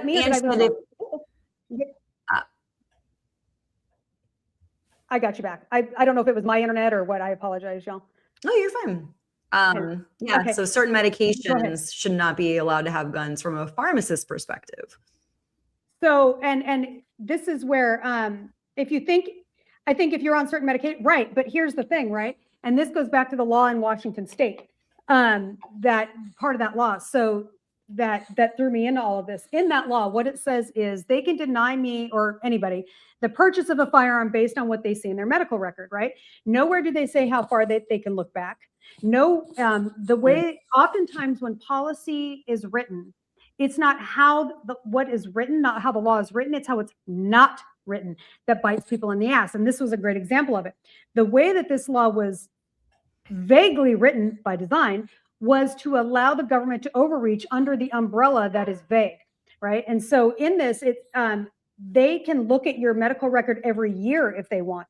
There is no specific list of medications that are denied. So it could be anything. And so my girlfriend, who had the gene for breast cancer, and she had a mastectomy, and she had all of her girl stuff, right? She had a hysterectomy. She had a double mastectomy. Don't feel bad for her. Her tits are great now. She's the one that will tell you that. She got big fake boobs that are amazing now. She's like, don't feel bad for me. Look at these guys, right? She's great. Yeah, she has great attitude about it. But and that was 15 years ago. She's a survivor. But one of the medications that she had to take while she was going through this to help her hormone issues was classified as a psychotropic. So at what point, like, how specific are you going to get? Like, I hear you. Like, I get it, right? These are all arguments that I hear all the time. Right, because we think about like operating machinery and like, things like that. Right. So I get it, right? But until we live in a system, a political system, and I call it a legal system because we don't have a justice system. We have a broken legal system. Until we have a legal system and legislative system that isn't using it to manipulate their agenda, there's no way that it's going to be done in a way that can't be used against somebody. It's just not. This is where there's organizations like Hold My Guns. I don't know if you've ever heard of them. They're a wonderful organization that works with gun stores and ranges that they get to partner with them for. I'll get you some information. Holdmyguns.org if you want to look up the website. But Sarah Joy she's a good friend of mine, and she founded that organization.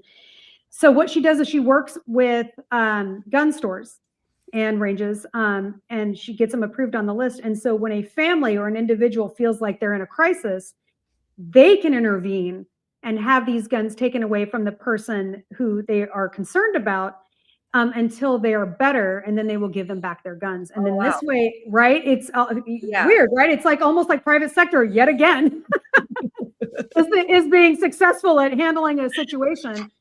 Interestingly enough, total side note of gossip on this. 2 years ago, she messaged me. She goes, apparently they're having a conversation about the program that we created at the White House, and they didn't invite me.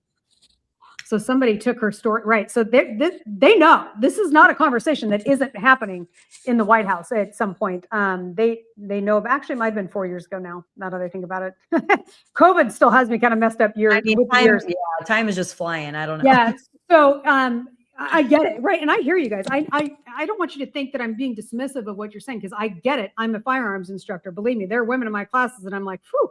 But at what point do we have to say, we don't need to focus on the guns. We need to focus on how that stuff is being written. And the thing is that you're dealing with you're dealing with judges that advocate and they're activists from the bench, right? And all it's going to take is one judge that doesn't like guns to just take them away from you just because he doesn't like guns, Right. Or you've got legislators that are using it for an agenda. So until then, you have people out there like what I do my best to get out there and be like, look, it's not our place to disarm somebody. So you better be trained. And part of that training isn't just knowing how to pull a trigger. It's situational awareness. It's being aware of your surroundings, right? There is so much more that goes into being a gun owner. That's why that lady, it was so great. She goes, we know how to shoot guns. We don't know how to be gun owners. Man, that's it right there, right? Boom. Yeah. Because I am going to do everything that I can to either avoid a place, right? Or get myself out of a situation if I see it getting hot. So I never have to pull the trigger to begin with. Yeah. And what did Irina do? And look, I'm not blaming her. Look, I'm a victim of abuse, right? I get it. This is no blame. I'm looking at this as an instructor with a holistic perspective. But what did she do? She sat down, put her earphones in, and she didn't hear the guy, right? And there's something, could she have saved herself? Maybe, maybe not. We'll never know. And this doesn't excuse his behavior, obviously. But there's things that can be done to help reduce the chances of you being a victim. Yeah, really interesting conversation. So Ange just added exactly, it should be an independent group that does the assessments and give you back your guns if they deem you suitable. Yeah, Ange, if you're interested, you can find me on, DM me on, because girl, I got perimenopause and I'll forget this conversation. So I'm just being honest. The DM me and I'll get you a link to Sarah's information. You can look at what she's doing because she's trying to expand that across. And I think it's a great idea. And it's a private sector issue that's pro-gun, right? She's pro-gun and she's trying to deal with it from that side so that we don't have to get overstepping government involved. Jay, I'll get you that information too if you want. Yeah, well, I mean, I'm a big 2A advocate, obviously. And, I don't have all the answers. And one of the things that, for us, what you can do is you can take a look at us versus Australia. And I believe that, during the pandemic, that our country would have locked us down like they did Australia. And one of the things that protected us from that not happening is because we have the Second Amendment. It's true. And they cannot do certain things to us. It provides us a certain blanket of freedom and liberty having these things out there because we have more. I don't remember what the statistic is, but American gun owners, just gun owners, overall own more guns than every other military in the world. I believe that's a statistic. Yeah. Somebody can look it up, and that's what we know is owned. Right. That's not what right. I love it when they're like, that you doesn't don't have them like, oh, honey. Yeah, I mean, we got trips and stuff like that where things happen. So, but you know, it's kind of an anomaly in the world, and you know, we have this thing, and we shouldn't take it for granted. It's something that's been provided for us, you know, by some very smart people who saw some of this stuff coming, and knew how evil the world was, and you know, it's something that I encourage everybody to exercise that legally can.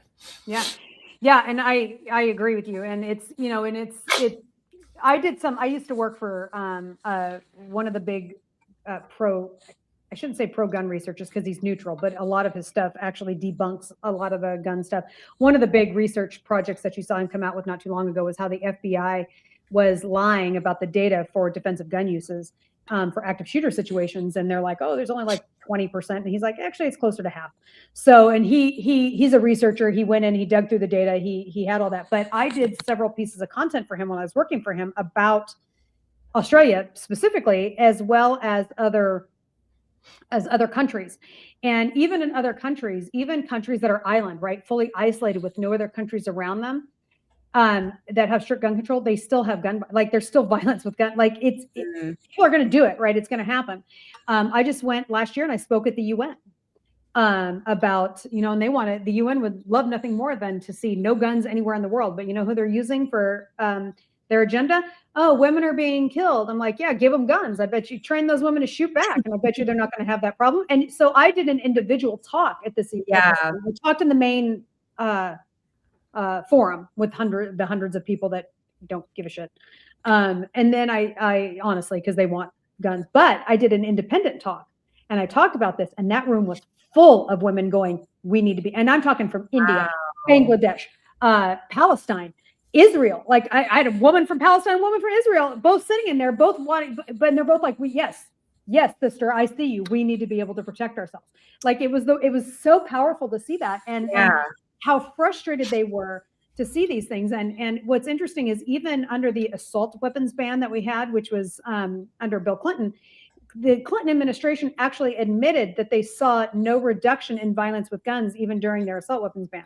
In fact, gun owners, AR-15 ownership increased under the ban because it was all cosmetic stuff. And Angela, you're getting a huge education in guns today, aren't you? I know. Well, it's good timing. I need it. Yeah.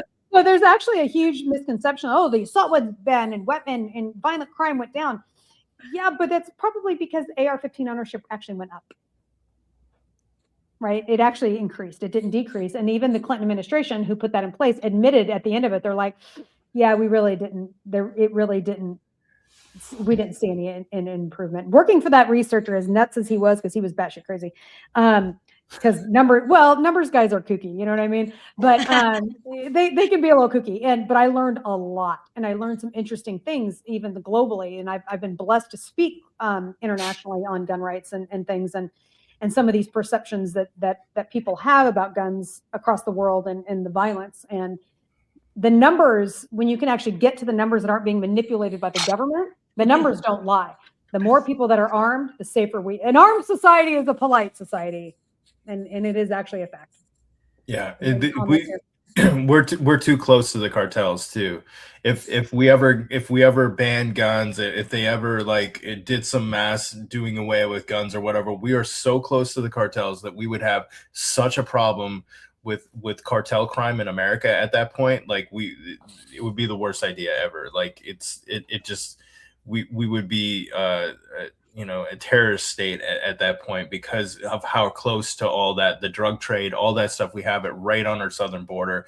We need to have an armed society in the U.S. 100%. And Angela, I am so thrilled that you are now part of that group of women in particular. Well, I'm this so is just beginning, sister. Look, I'm going to bring down my rifles too. I'm going to bring shotguns down. Look, we going at it. I'm going to have you out there. I'm going to take you to some range days, and we're going to have you shooting full auto. And wow, oh, man, she's going to be Hannah Barron in a year. Hannah Barron. Do you know who Hannah is, Angela? No, but I'm going to look it up. Look, I promise you probably know who she is. She's the little redneck. She's, speaking of country, is a chicken coop. Hannah Barron she's the noodler, right? She's the gal that goes out and catches the catfish in the swamps. Oh, and the catfish are as big as her. The reason the catfish are as big as her is she's little. She's tiny. She's like maybe maybe 5'1", and I'm 110 pretty pounds. little, but I'm Yeah, she's about your. Yeah, she's tiny. No, she's a little. itty Yeah, bitty. she's smaller than me, but She's that's but badass. that's it. Yeah, we're gonna turn you into a little redneck in the country. I mean, I'm in Florida now, and they like their guns down there. And I do like to be badass and strong, and so I got you, sis. We got you taken. I mean, I couldn't be luckier to have you helping me, like the best teacher of all time. So I don't know about that, but there's some other amazing teachers out there. But I can definitely get you there. And there's a certain level that I like to teach to, and then I'm done. Right? When it gets into more advanced stuff, can I teach you? Yeah, but there's better instructors. And so once I get you to a certain point, then I'm going to kick you out of the nest and tell you to go fly. And then I'm going to send you on with some of the other amazing instructors. There's a facility down there not far. It might be a little bit more northwest of you, but it's called Aries. Aries Firearm Training down there in Florida, and they're great. And they just brought in my friend Nikki from Kerry Trainer, who's a high-level instructor. So there's a certain level I like to teach to. And then we send you on your way. One of the things I really like to teach is shotgun, because a lot of people think they can run a shotgun. Women are told constantly to get a shotgun. We bring them in and we let them shoot AR-15s and shotguns at the same time. And then and I know Jay will appreciate this. You will, once I teach you. Women are scared of ARs, but they're not scared of shotguns because they're told to get a shotgun. And then I let them shoot both of them. And they're like, "Oh God, this AR was a million times easier to shoot." And I'm like, "Yeah, funny how that I'm actually pretty scared of a shotgun. I one time went to a shooting range with friends, and I didn't shoot anything, but the shotgun was the scariest to me. That's because they're loud, and we call them boomsticks for a reason. But I got to tell you, man, shotguns. Once you know how to harness a shotgun, to me personally, as a woman who is in this space who teaches women. And I consistently see they like shooting ARs. ARs are cool, but nothing makes them feel like they've got it under control, like shooting a 12-gauge shotgun. But the thing is that a lot of women, especially in the South and in the country, they think, "Oh, well, I can use my shotgun." And I'm like, just because you go hunting, shooting a shotgun or any gun for that matter in hunting, very different than it is for home defense. But we'll teach you. And look, you don't have to shoot 12-gauge. They'll teach you to shoot something else. They make 20-gauge. They make little 410s. With less recoil. But once we get you harnessed into 12-gauge, you're going to be like, am I wrong, Jay? Would you say 12-gauges are fun to shoot? My home defense, that's sitting right next to me, is a semi-auto shotgun is what I use for home defense. I love my semi-autos. I love a good pump action. Good news, the thing about pump action, man, they're consistent, right? And one of my mentors in the industry, one of the best instructor. I'm blessed that I pretty much told him he was going to be my mentor. He didn't have a choice in the matter. He's created some of the best instructors out there in the world. He's OG. He's been around since the late 80s, early 90s, written programs and so on. And I took a 3-day shotgun symposium, defensive shotgun symposium, very eye-opening. It was the Van Comp one. It was very eye-opening. And I was just dead afterward. We shot about 1,000 rounds of 12-gauge in 3 days. And yeah, I was a little sore. and I'm trained, right? And oh man, it was rough.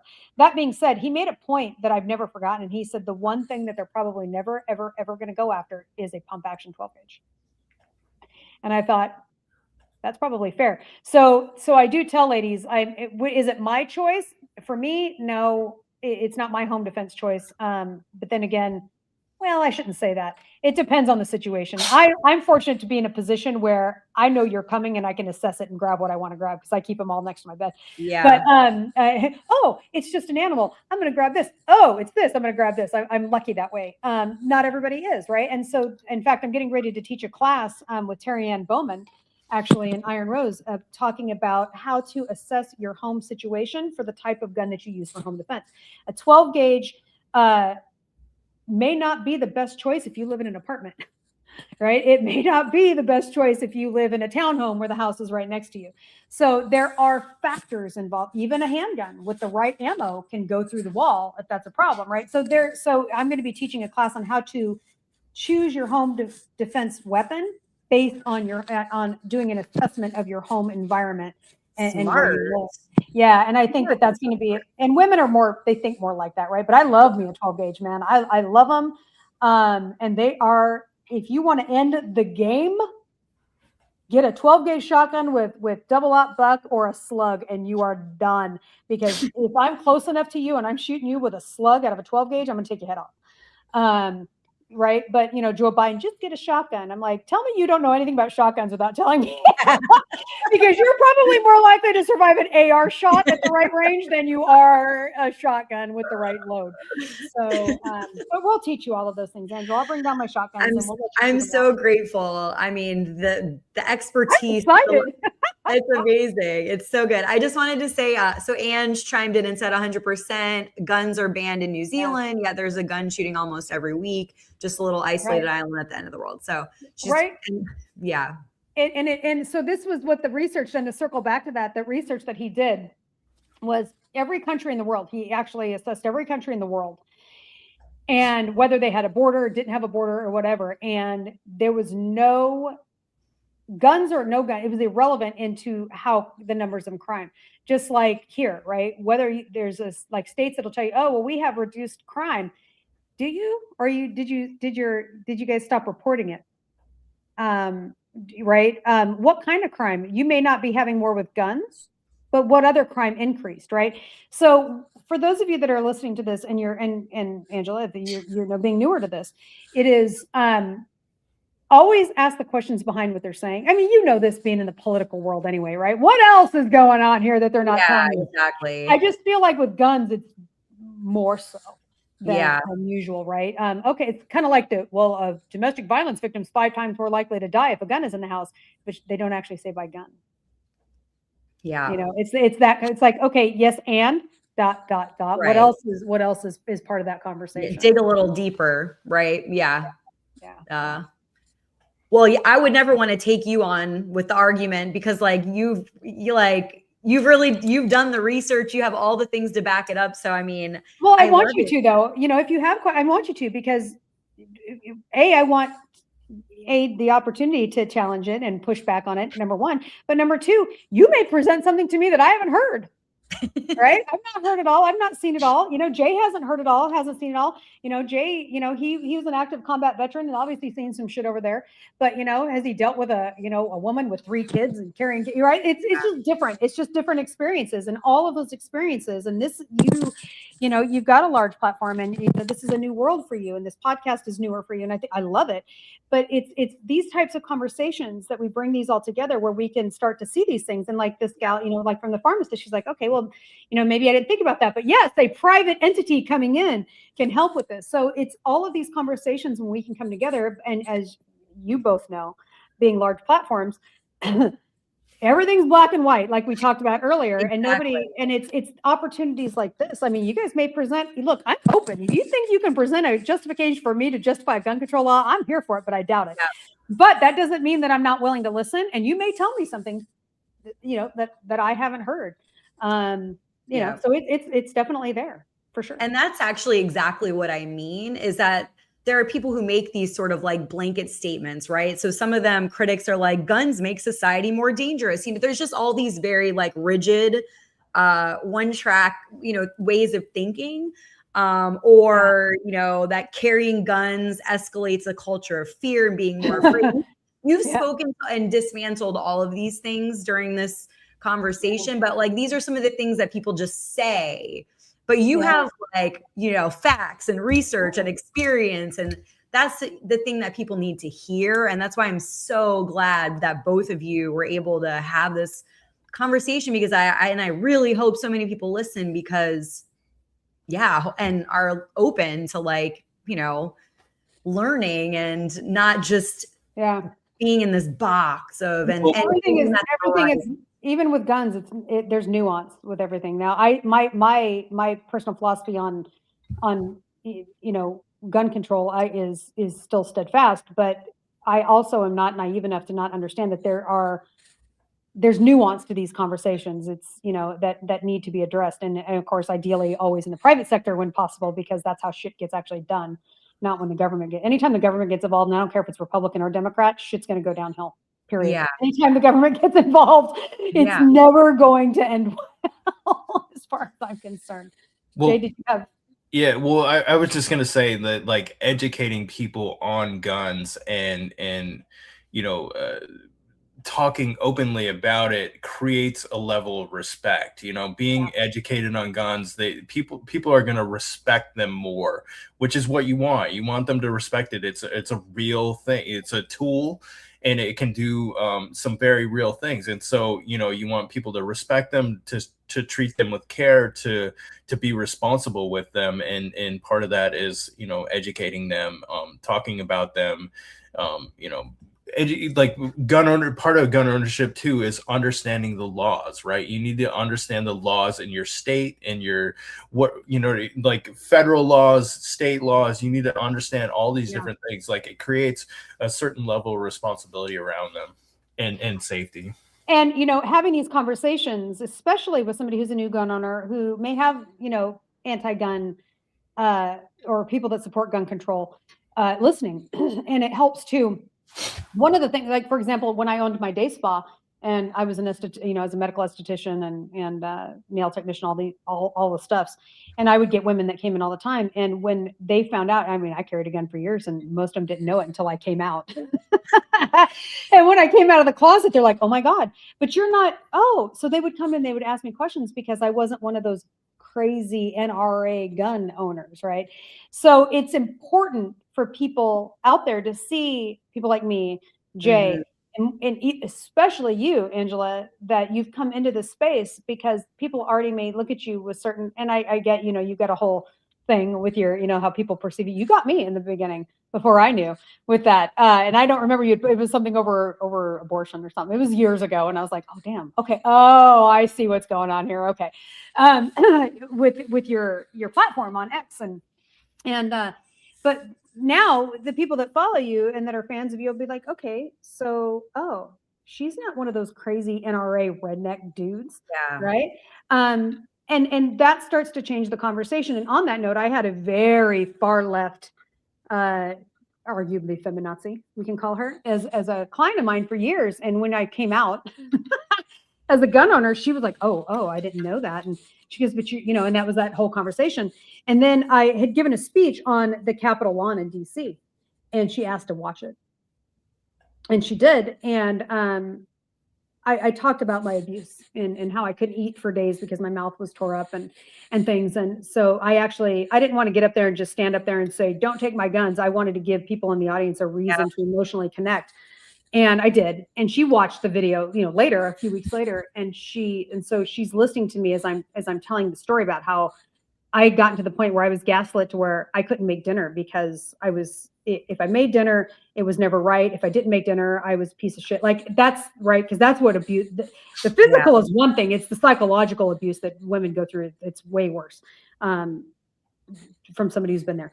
But and then I talked about the physical stuff that I went through, and she looked up at me as she's watching this 10-minute speech, and she said, I would have fucking killed him.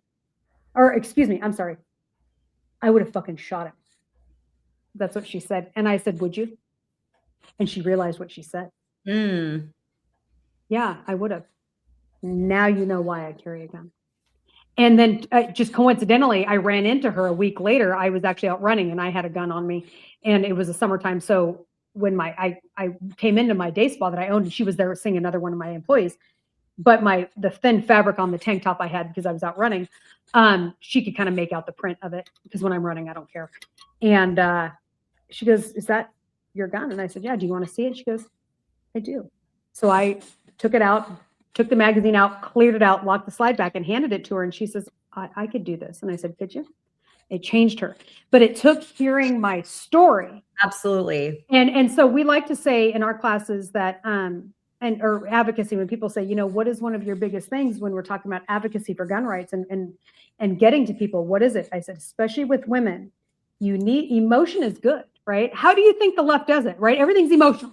And we don't live in a society, excuse me, we don't live in a society where people, like, culturally, right? And generationally, societies become emotionally based thinking, not fact-based thinking and logical thinking.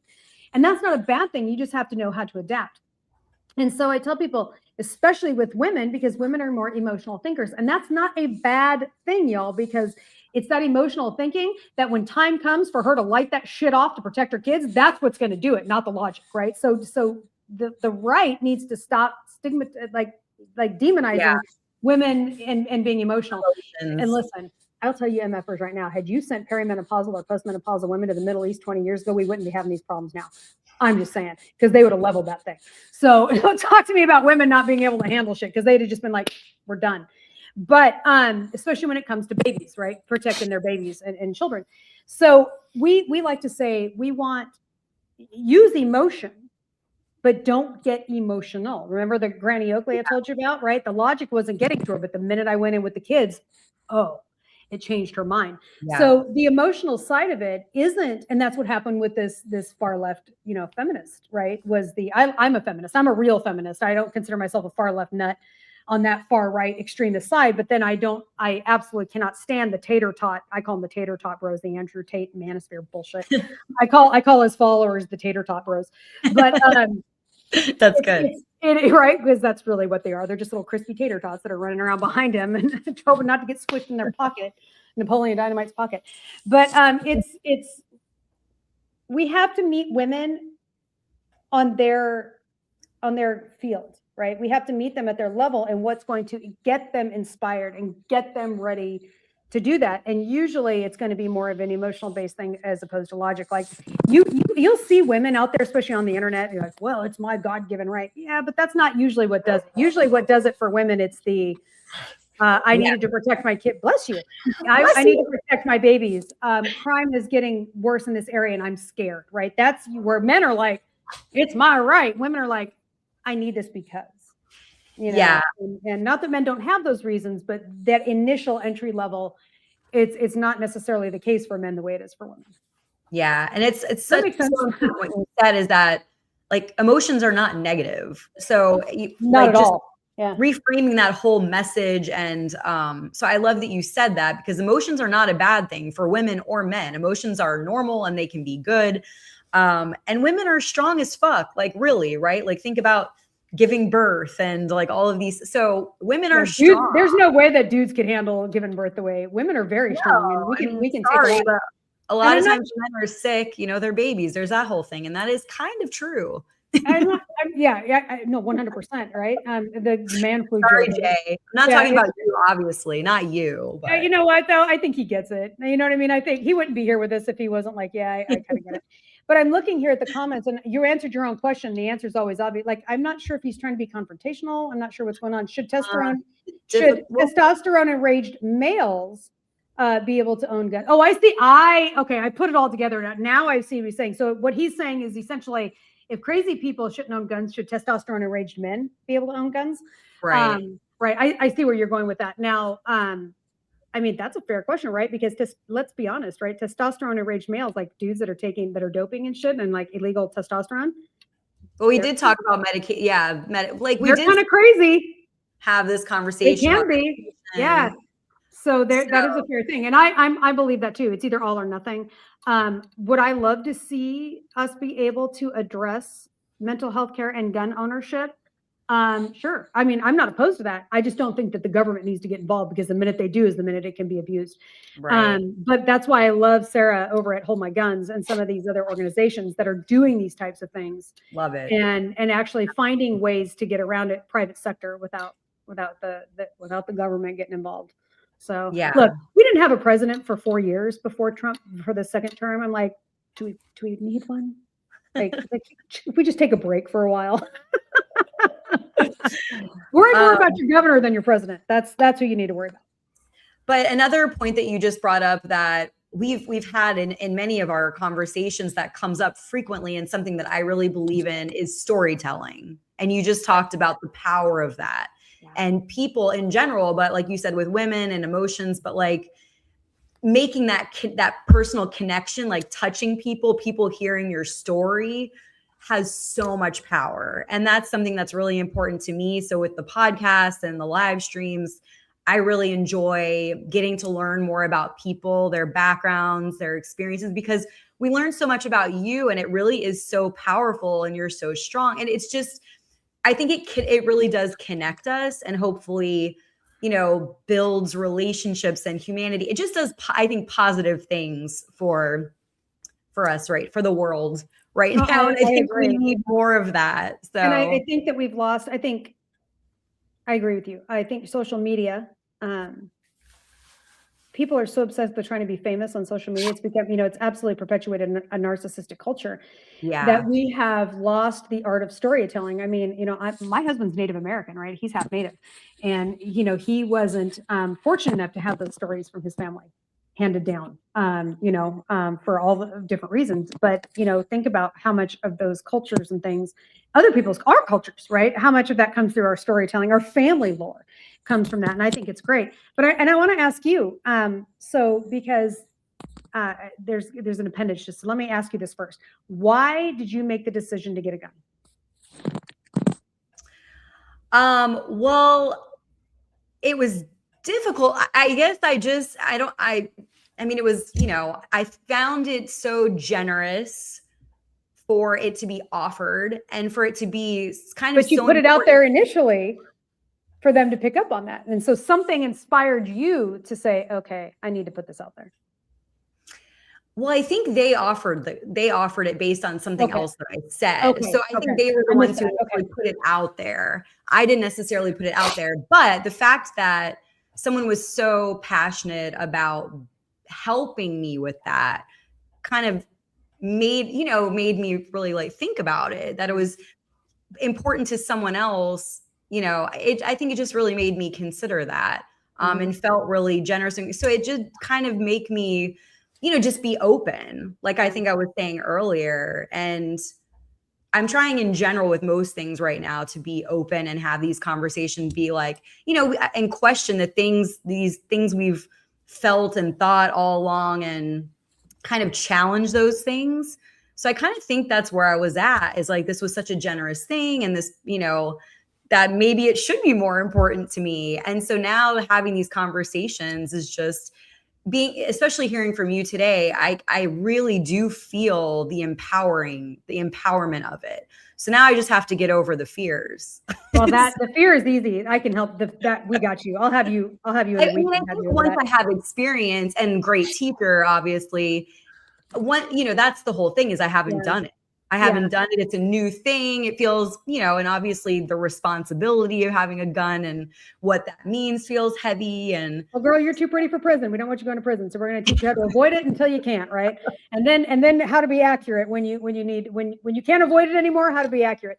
And, the reason I asked you that is because, and, I don't know your long, I know a couple years, because I followed you for a couple years. And some of that evolution, I don't know how far back that goes, if you were like really liberal, back in the day, and you're kind of coming around. But the fact that you started this podcast, and you're like, okay, I need to start questioning more. And I'm seeing that a lot. I'm seeing that a lot from people that were typically anti-gun, and they're coming into this more, and they're like, okay, crime is, there's still some cognitive dissonance. And a lot of times they're electing these people that are creating these crime statistics. Yeah, that's a whole other like baby steps, right? Let's get them armed first, and then let's start talking to them about, okay, well, slowly changing the fact that you keep voting for these guys that keep putting you in these positions where you need a gun. But what it does is you are in a position now with this podcast and your following, that now as you evolve with your training, your story is going to become important to share, because and for all of the women that and men that you will bring into this knowingly, understand that there will be countless women, especially, that are seeing this podcast, that are seeing your posts about it, that are seeing all of these things that you'll never, ever know about, but that you've changed their mind and you've brought them into embracing self-defense with firearms. And this is one of the reasons why I'm so passionate about men, and why, look, I get called a man hater a lot. I love men. Somebody's got to kill spiders and change the oil in my car. I think men are great. Somebody's got to take out the garbage, right, Jay? So, that's always a joke I have. But here's the thing. If you go and you see any of the posts I do about guns and stuff, and the way I get talked to is terrible. I know Jay being in the kind of the gun space, you see it. Like, men can be, they're assholes to each other. They're really bad. And the mansplanation and shit, that's real. And it's very alive and well. And chauvinism and misogyny in the gun space. In fact, another writer, I write for Bearing Arms, and another writer for Bearing Arms actually a male ended up writing an article about the misogyny in the gun space after seeing how I was treated. He's like, oh my God, I had no idea. He says, I've heard stories. So I went and talked to another girlfriend in the industry, in the hunting, sporting side of it. And she said, you know, some of the stories that she shared, I'm like, oh, it's very real. Like the way we're treated. He wrote an article about it. That's based on this. amazing. This is great. it's that bad. And this is why it's important for you to keep sharing your story despite that. But more importantly, for men like Jay or other men that are listening, when you see those stupid comments, the woman hating comments or the mansplaining comments or the lectures, especially with somebody, you know, as Angela becomes more proficient with guns, she'll start talking more about it. And then you'll get the men, she doesn't know what she's talking about, or he'll have to, you know, whatever. Call them out on that. And again, so it goes back to this whole thing, right? You're not going to change the mind of the asshole that's making the comments. You're not, right? It's not going to happen. But how many countless women will see a man calling out another man and holding him accountable for his shitty behavior? And that's going to say to her, oh, okay, so they're not all like this. Right. And so it's amazing. And sometimes, and I can forget too, right? And my platform isn't nearly as large as y'all's. And so I know that I can forget. It's easy to forget that while we see some of the impact that we have tangibly, how much of having a social media platform has an intangible impact on people, and especially in the firearm space. Yeah, I mean, I really appreciate you saying all of that. That's a really good perspective and message for me to think about, and makes so much sense. You have a story now, honey, and you're going to continue to have a story. We're talking about storytelling. So absolutely. Yeah. That's a beautiful thing. I also know that I really appreciate when other men jump in and stand up because I get a lot of trolling and hate on social media in general around whatever variety of things. So I always appreciate when people jump in, and I totally agree with all of that as well. So yeah, I'm really thankful for all of this. That was so nice. Oh, I also just wanted to say another thing that came to mind was, you know, I lived in New York City for the past 13 years. And I just recently moved back. Good for you. And so it does make me think about how unsafe I felt in New York. And I had over 13 years, so many terrifying experiences. And imagine how much bad it's getting ready to get. And I couldn't even get mace in New York. So I had to get it in Massachusetts just to be able to carry it. So I did have it, but I wasn't really allowed to have it. Yeah. And I really left recently because of all the years. It got really bad and I was feeling really unsafe in the subway, so many incidents. And yeah, with Mom Donnie decriminalizing assault and all these things, I'm just like, get me out of here. Yeah. That's what's wild about it is you have the same people that are demanding gun control that are also decriminalizing rape. And like in the city of Seattle, I don't know, a lot of people don't know this, and this is prior to the nut job that the woman who's never, I don't know if you know anything about the new Seattle mayor, who's never had a job ever. And she's 42 years old. Her parents have been supporting her and paying for her daycare and paying all of her bills. And she just became the mayor with this multi-billion-dollar budget, which is just wild to me. But, you know, she's decriminalizing a bunch of other stuff right now. But 4 years ago, Jay Inslee, when he was the governor there, or excuse me, the mayor, I don't know who the mayor was there at that time. It wasn't Bruce. Anyway, it doesn't matter. If a woman is raped and she calls 911, law enforcement does not respond to rape calls there anymore. They don't have the resources. Yeah. Yeah. So, I used to live in the Seattle Tacoma area, and crime was out of control there. Like, well, you were down Lewis McCourt. Were you down at Fort Lewis? Yeah, I actually lived in Lacey, but I was in Paulsville. Yeah, like a lot of the people that I served with or whatever lived in Seattle and Tacoma area. And if you just even parking out on the street, your car was almost guaranteed. Like if you parked out like 2 or 3 days in a row, your car was almost guaranteed to get broken into. It's out of control there, like just completely nuts. Like it's stupid. The laws, like I like she was talking about decriminalizing stuff. Oh my God, if they get any worse there, it's gonna be it's coming. It's gonna be like Escape from New York, like literally, like it's so nuts there. Like Angela did. Well, people were talking a lot about of people are gonna Well, people are talking about like the riots and stuff, the anti-ICE riots and stuff. Man, that shit's been going on there for years. Like the May Day, like they've been busting out window. Like it's crazy there. Like Portland, the Pacific Northwest is. Oofda. So the gentleman that you remember during the mostly peaceful protests in 2021 and all that kind of stuff. And I don't want to dwell on this because I'm not trying to make it a thing, but everybody saw the man that was killed on the street in Portland, shot point blank in the heart. That he was a very dear friend of mine, and a lot of people are like, well, he shouldn't have been there. He shouldn't have been this. He was literally walking home. He had done some security for a Trump rally that had come to town. Was peripheral, wasn't involved in the rally. He was there as he was hired to come in and do some security for speakers or something. And he lived downtown Portland. He was walking home, and this guy from Antifa shot him.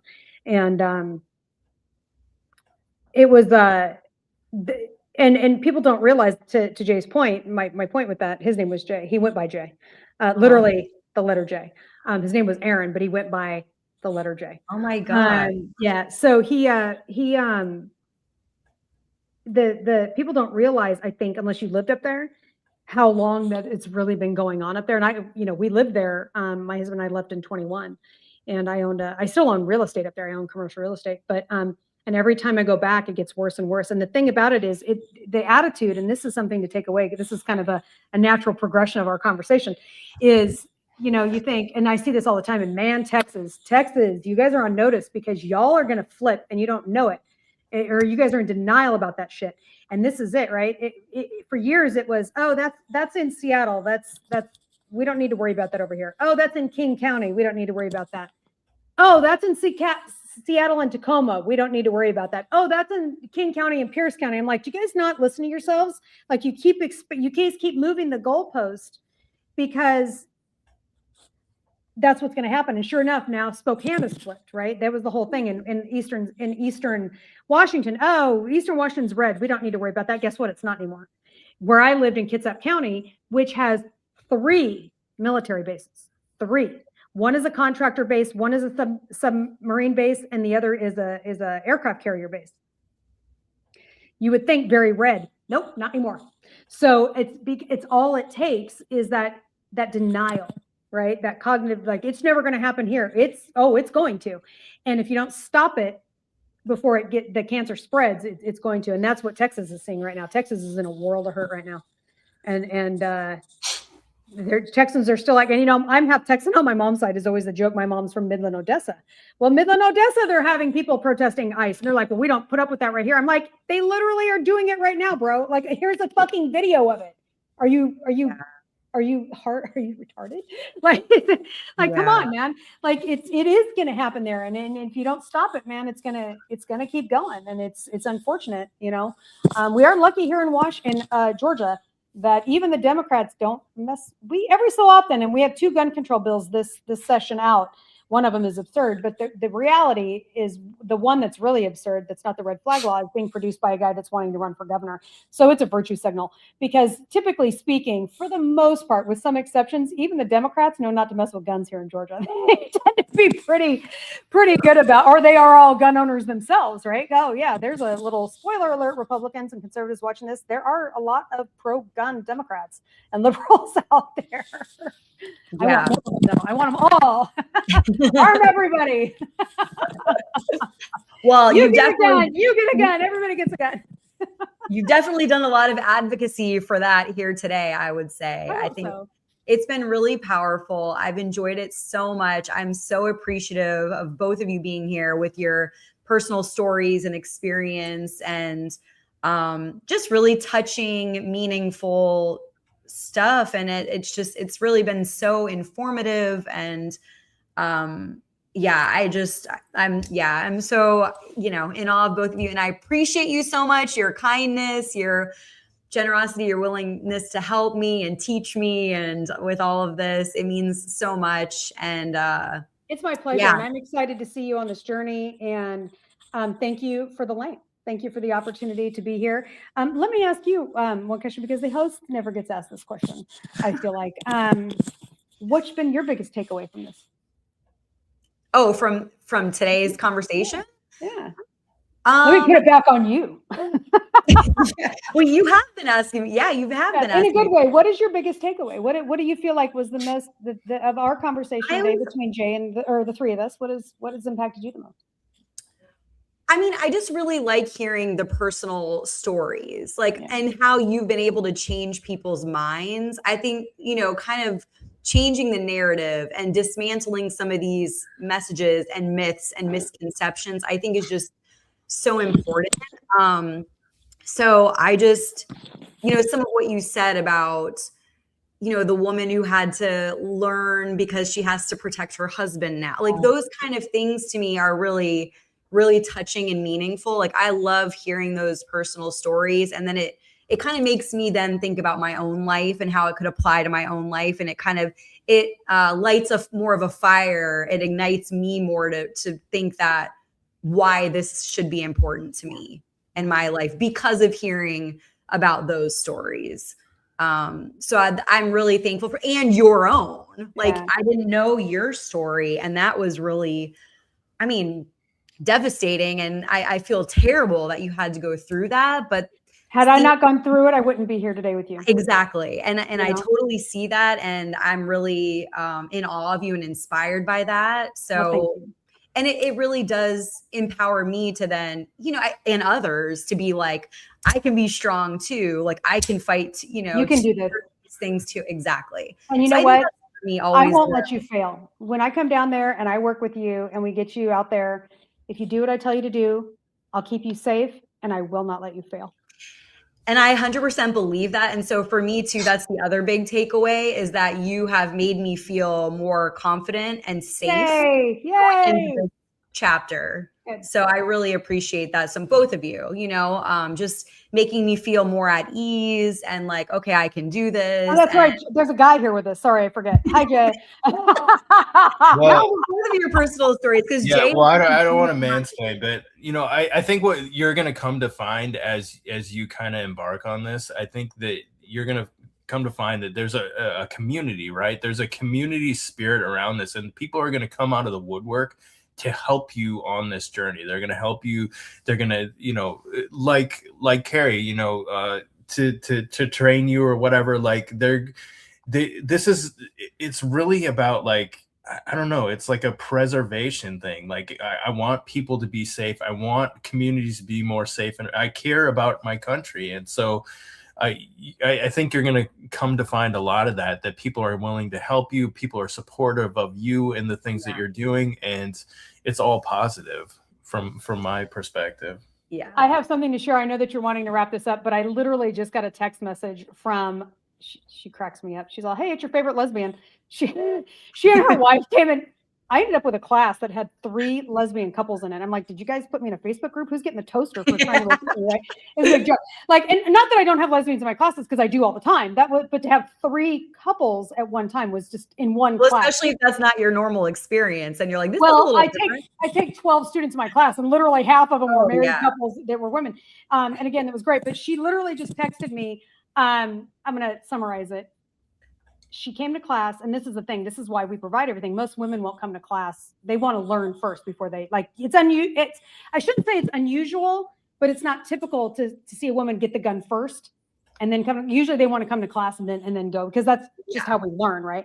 Sure. We're more detail oriented, where men are like, let's buy it and go blow shit up. Women are like, no, wait a minute. How does this work? Let's do this. And, but literally just right now got the text. It's your favorite lesbian. I just want you to know that what's got 2 thumbs and just applied for their permit and bought their first gun, this girl. And she said, I was more anti-gun than my wife, and you have completely converted me. And then she just sent another one as we were talking, and it said, and I may have to buy the whole gun. So that's right. So that is my mission. I feed on that. Right. I live for that. And when I want to quit, when I want to give up, when I'm done with the bullshit, because this industry is full of a lot of bullshit.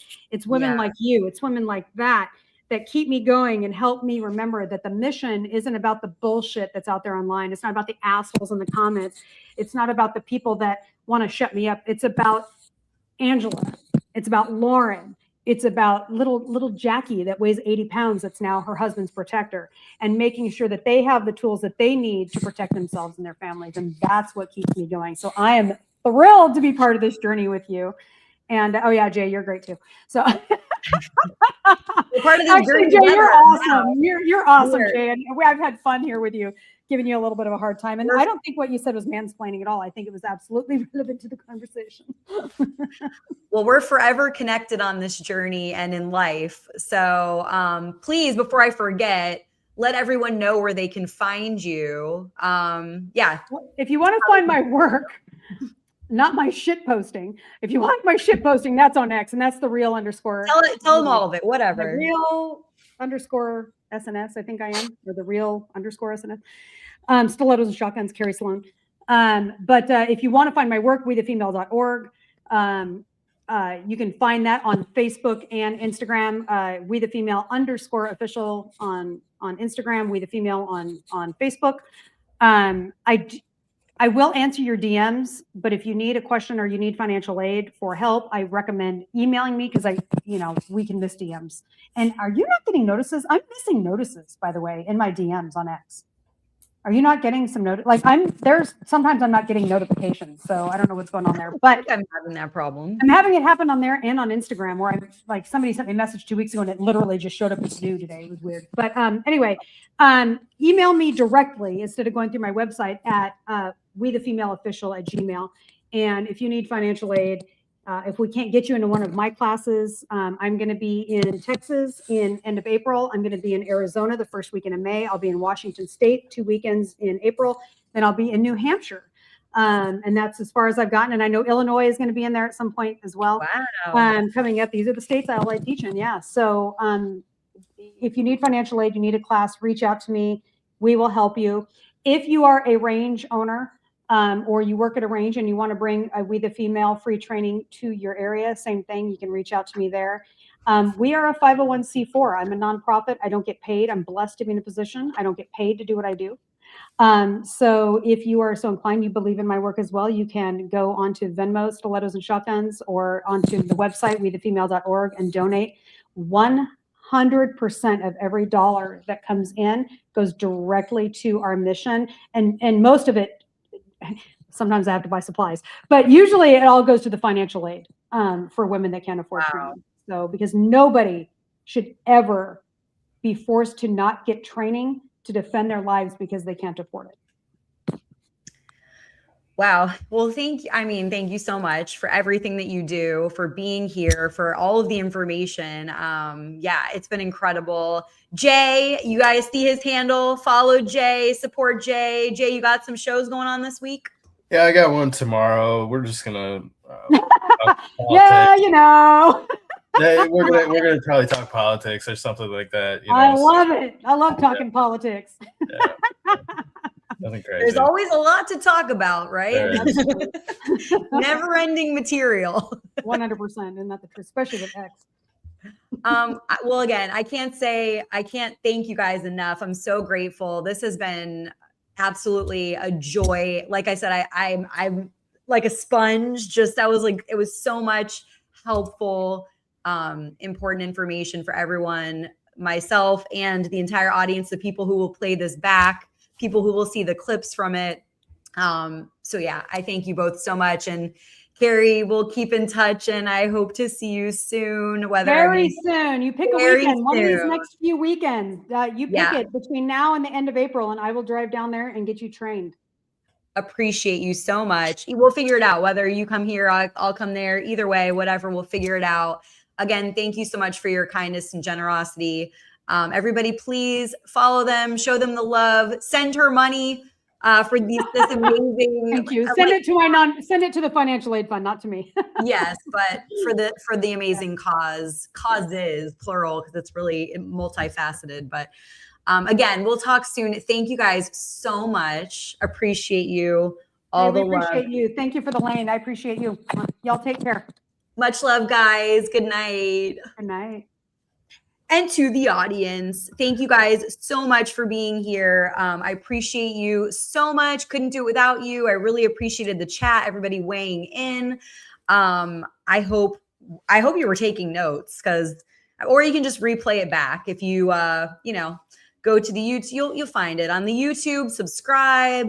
You can follow it back. Play it back on all the things, and get your notepad ready. And so much incredible information, such a great conversation, probably changed some minds, I hope, because there was a lot there. But yeah, guys, thank you so much. I appreciate you, and we will be back for Bold Voices on Thursday at 9 p.m. Eastern time. I will have special guest Brandon Straka on Thursday night, 9 p.m. Eastern time. Bold Voices, you don't want to miss it. Thank you again so much for sharing the stream, for liking, subscribing, all that jazz. And yeah, man, could have kept that conversation going all night. I hope you enjoyed it as much as I did. And thank you guys so much. Have a great rest of your night. All the love. Stay bold. Talk to you so soon. Good night. See you Thursday, 9 p.m. Eastern.